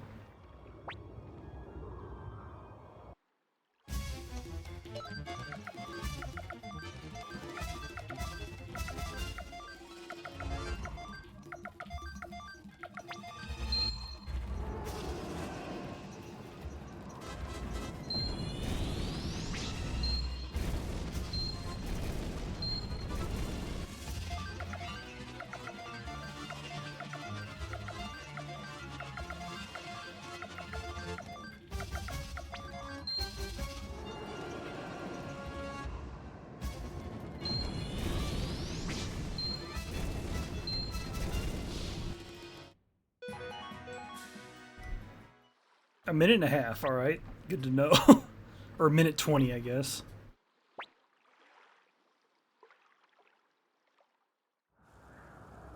So we have 12 soldier fights that we have to fight between now and the final boss.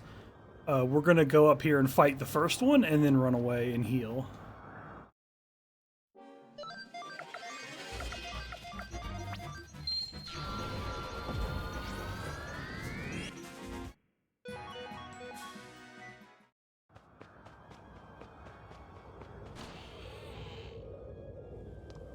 The problem is that Gregminster's Inn is closed, so we have to either go back to HQ to heal or walk to Rockland.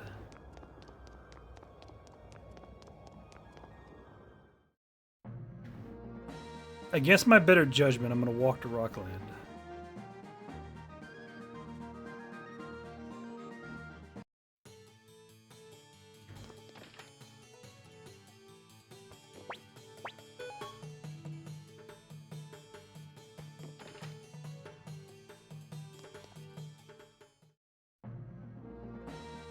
I'm going to bribe any encounters I get on the way to Gregminster, because I don't want to... Every time I've tried to run from encounters walking back to Gregminster, it's taking me like 8 turns to run away, and I just get destroyed.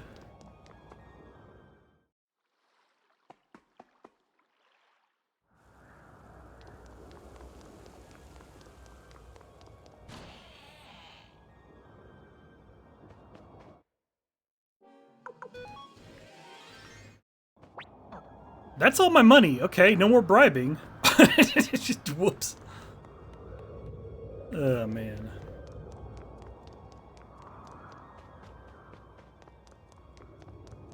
I thought I had more money than I did. I guess. I guess I get money from these encounters.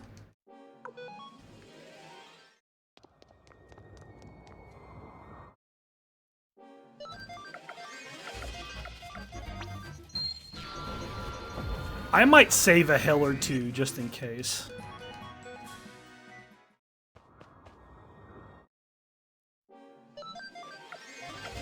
Actually, I might do this. Because I have one Earthquake to spare with Hellion. Go ahead and use it now.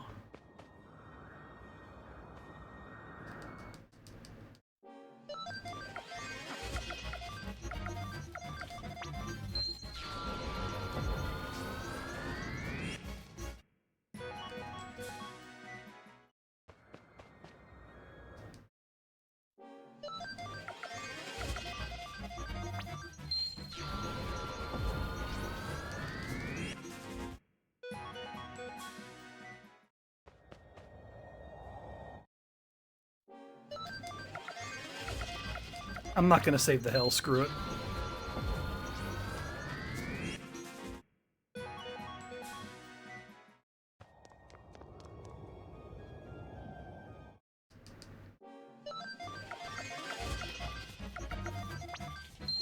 Alright, that's Luke's Earthquake. I think Crowley's got one too. I have to say 4 Earthquakes per person.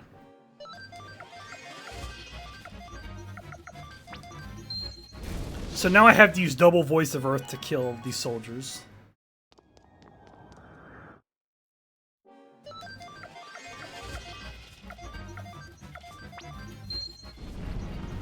Which is a little slower, but it's what we gotta do. Because we gotta save the Earthquakes to try to kill the final boss in 4 turns.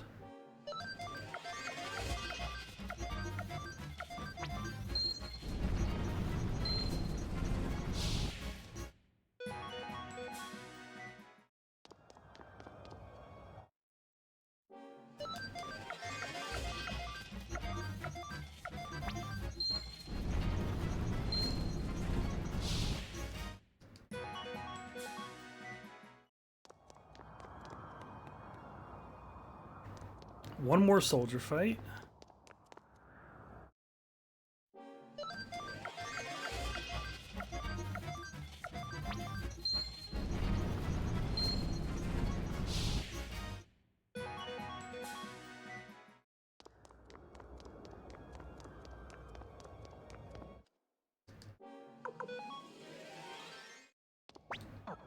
I can bribe one more fight. Good to know.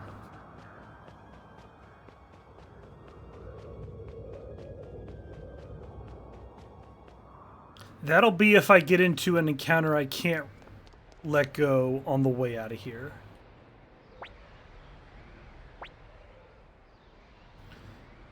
Oh man, how is this gonna go?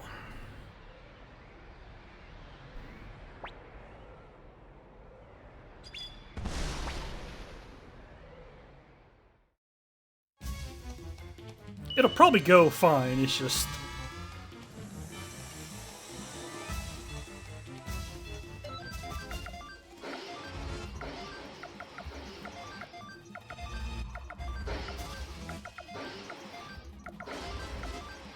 Alright, my menuing was not great, but whatever.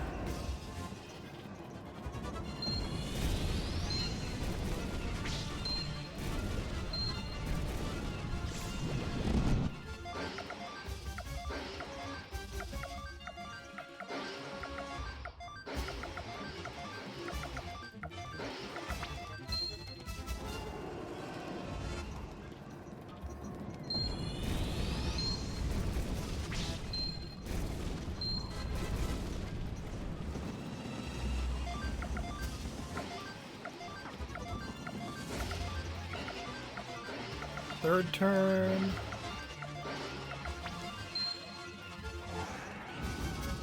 They should die in the 4th turn.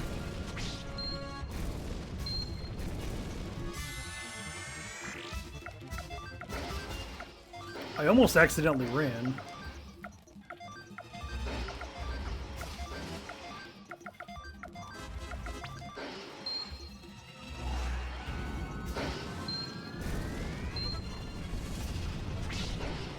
Alright, good job, Victor.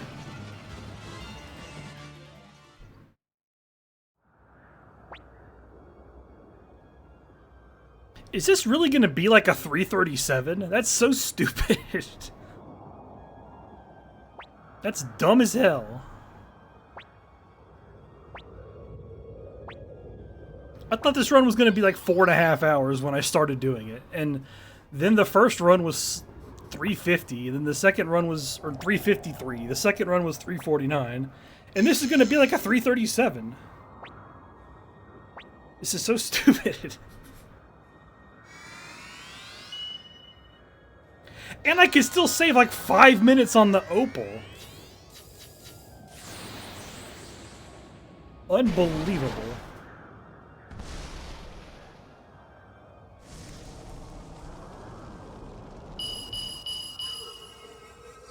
I don't know. Oh no. Let me get to the end and I'll start thinking about like best case runs. I gotta finish this one first. Because this escape is not free. There's still encounters I could get into. And I can only bribe one of them.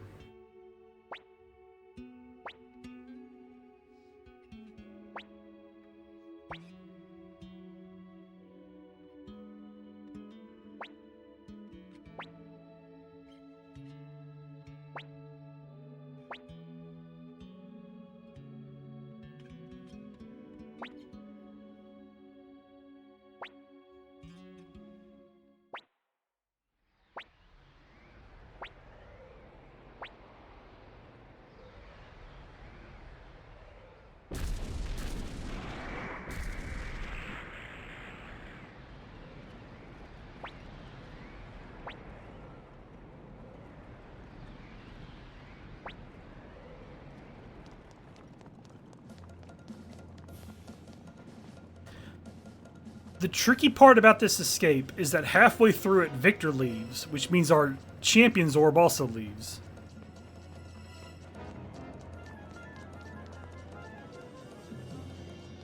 Nice autosave. Sick. I forgot there's an autosave there.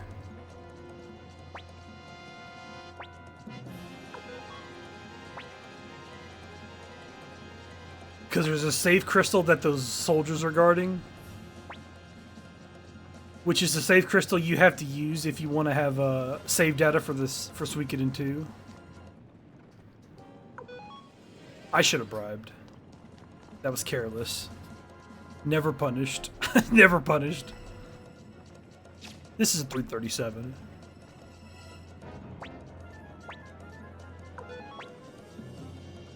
There's a chance it could be a high 336, but it doesn't matter to me, just one of those two. Either time is disgusting. I can't wait till real runners do this. Because if I can get this good of a time, imagine what a good speedrunner could get. That'd be pretty crazy.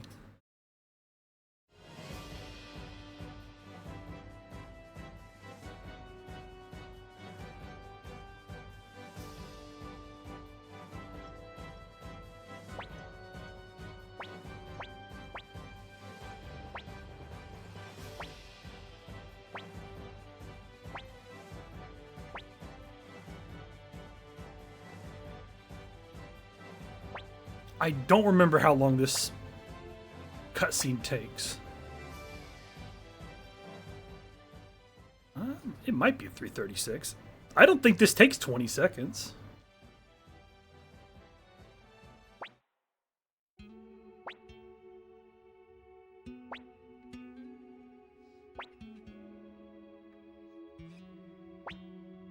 Alright.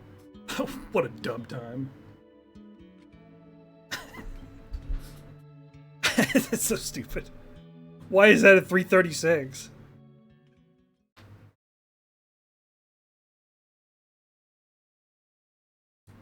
I genuinely think like you could get a sub 330, but that's if everything goes like fantastically. That's if all the RNG cooperates, because like I had a really bad opal split as usual, but everything else was great. So like the Cobalt showed up immediately. Taiho was second try. The wheel was first spin. What else? So yeah, it's the I don't put any stock into Sum of Best for long runs like this. I don't really know what to do with that. A, because it's a 3.5 hour speed run with a bunch of RNG, and second, it's the third run I've done. So,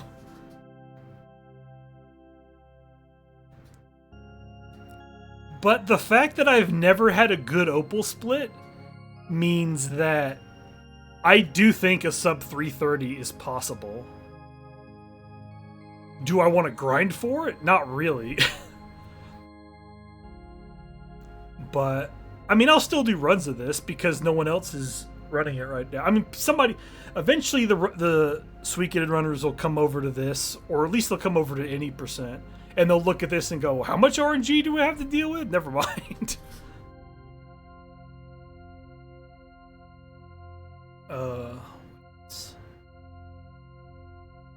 There's also the matter of there's an easy and a hard. And I have to decide if I want to run those. And I don't know that I want to do 108 hard mode, because that means the TO duel has like 75 extra health. And it's already precarious enough as it is.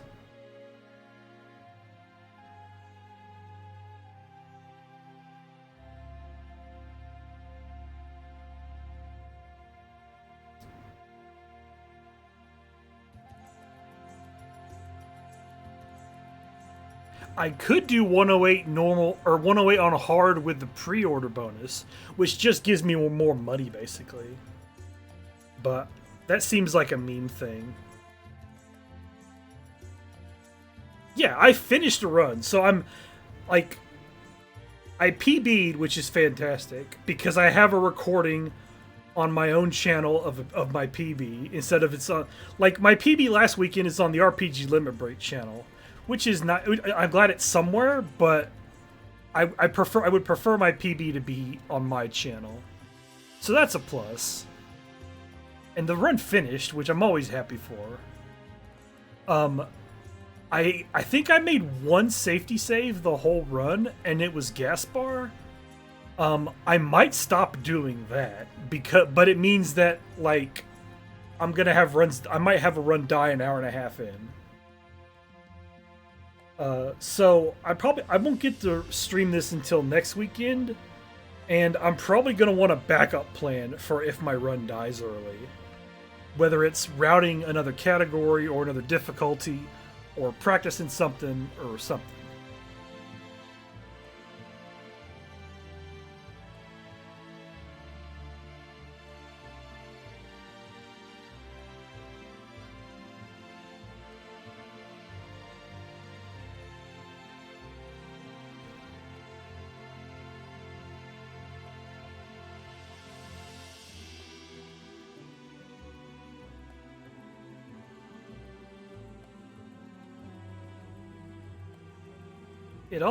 This run also means that, like, if my runs aren't ahead after the pawn duel, then I should probably just stop, because it's pretty clean after that. Like, I don't know where I lost time in the Celestial Sword. Maybe it was just me splitting the previous split at the wrong spot. The Crystal Core time loss was because I had to farm a little for the Nameless Urn. But it's like, it wasn't an egregious farm. It was an acceptable amount of farming.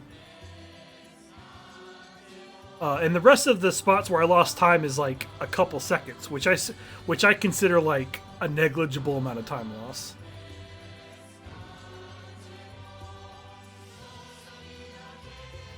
But it's literally just the Opal Farm is the one black spot on this run. Everything else was fine.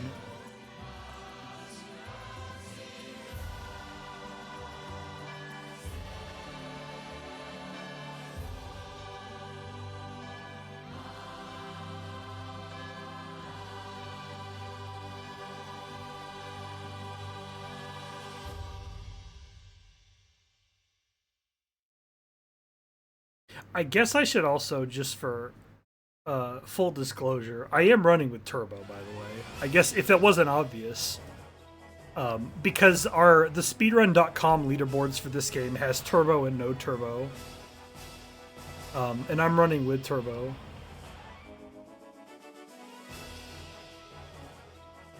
Now that I'm able to look at my other...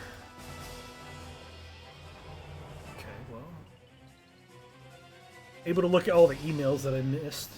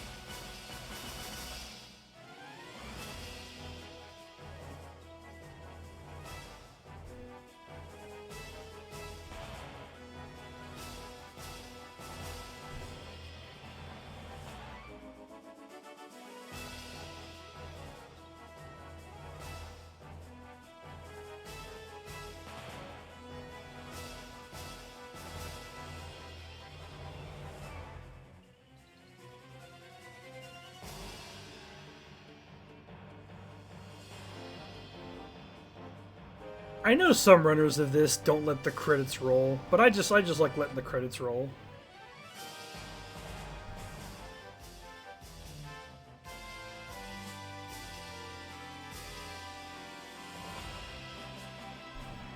But I'm not like I'm gonna stop streaming after this, but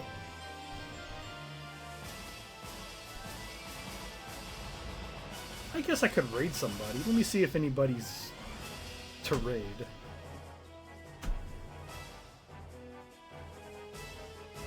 Oh, perfect. Oh, he's 45 minutes in too.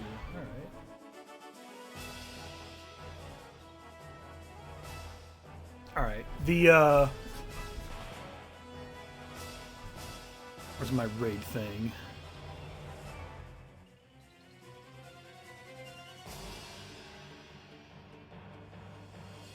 So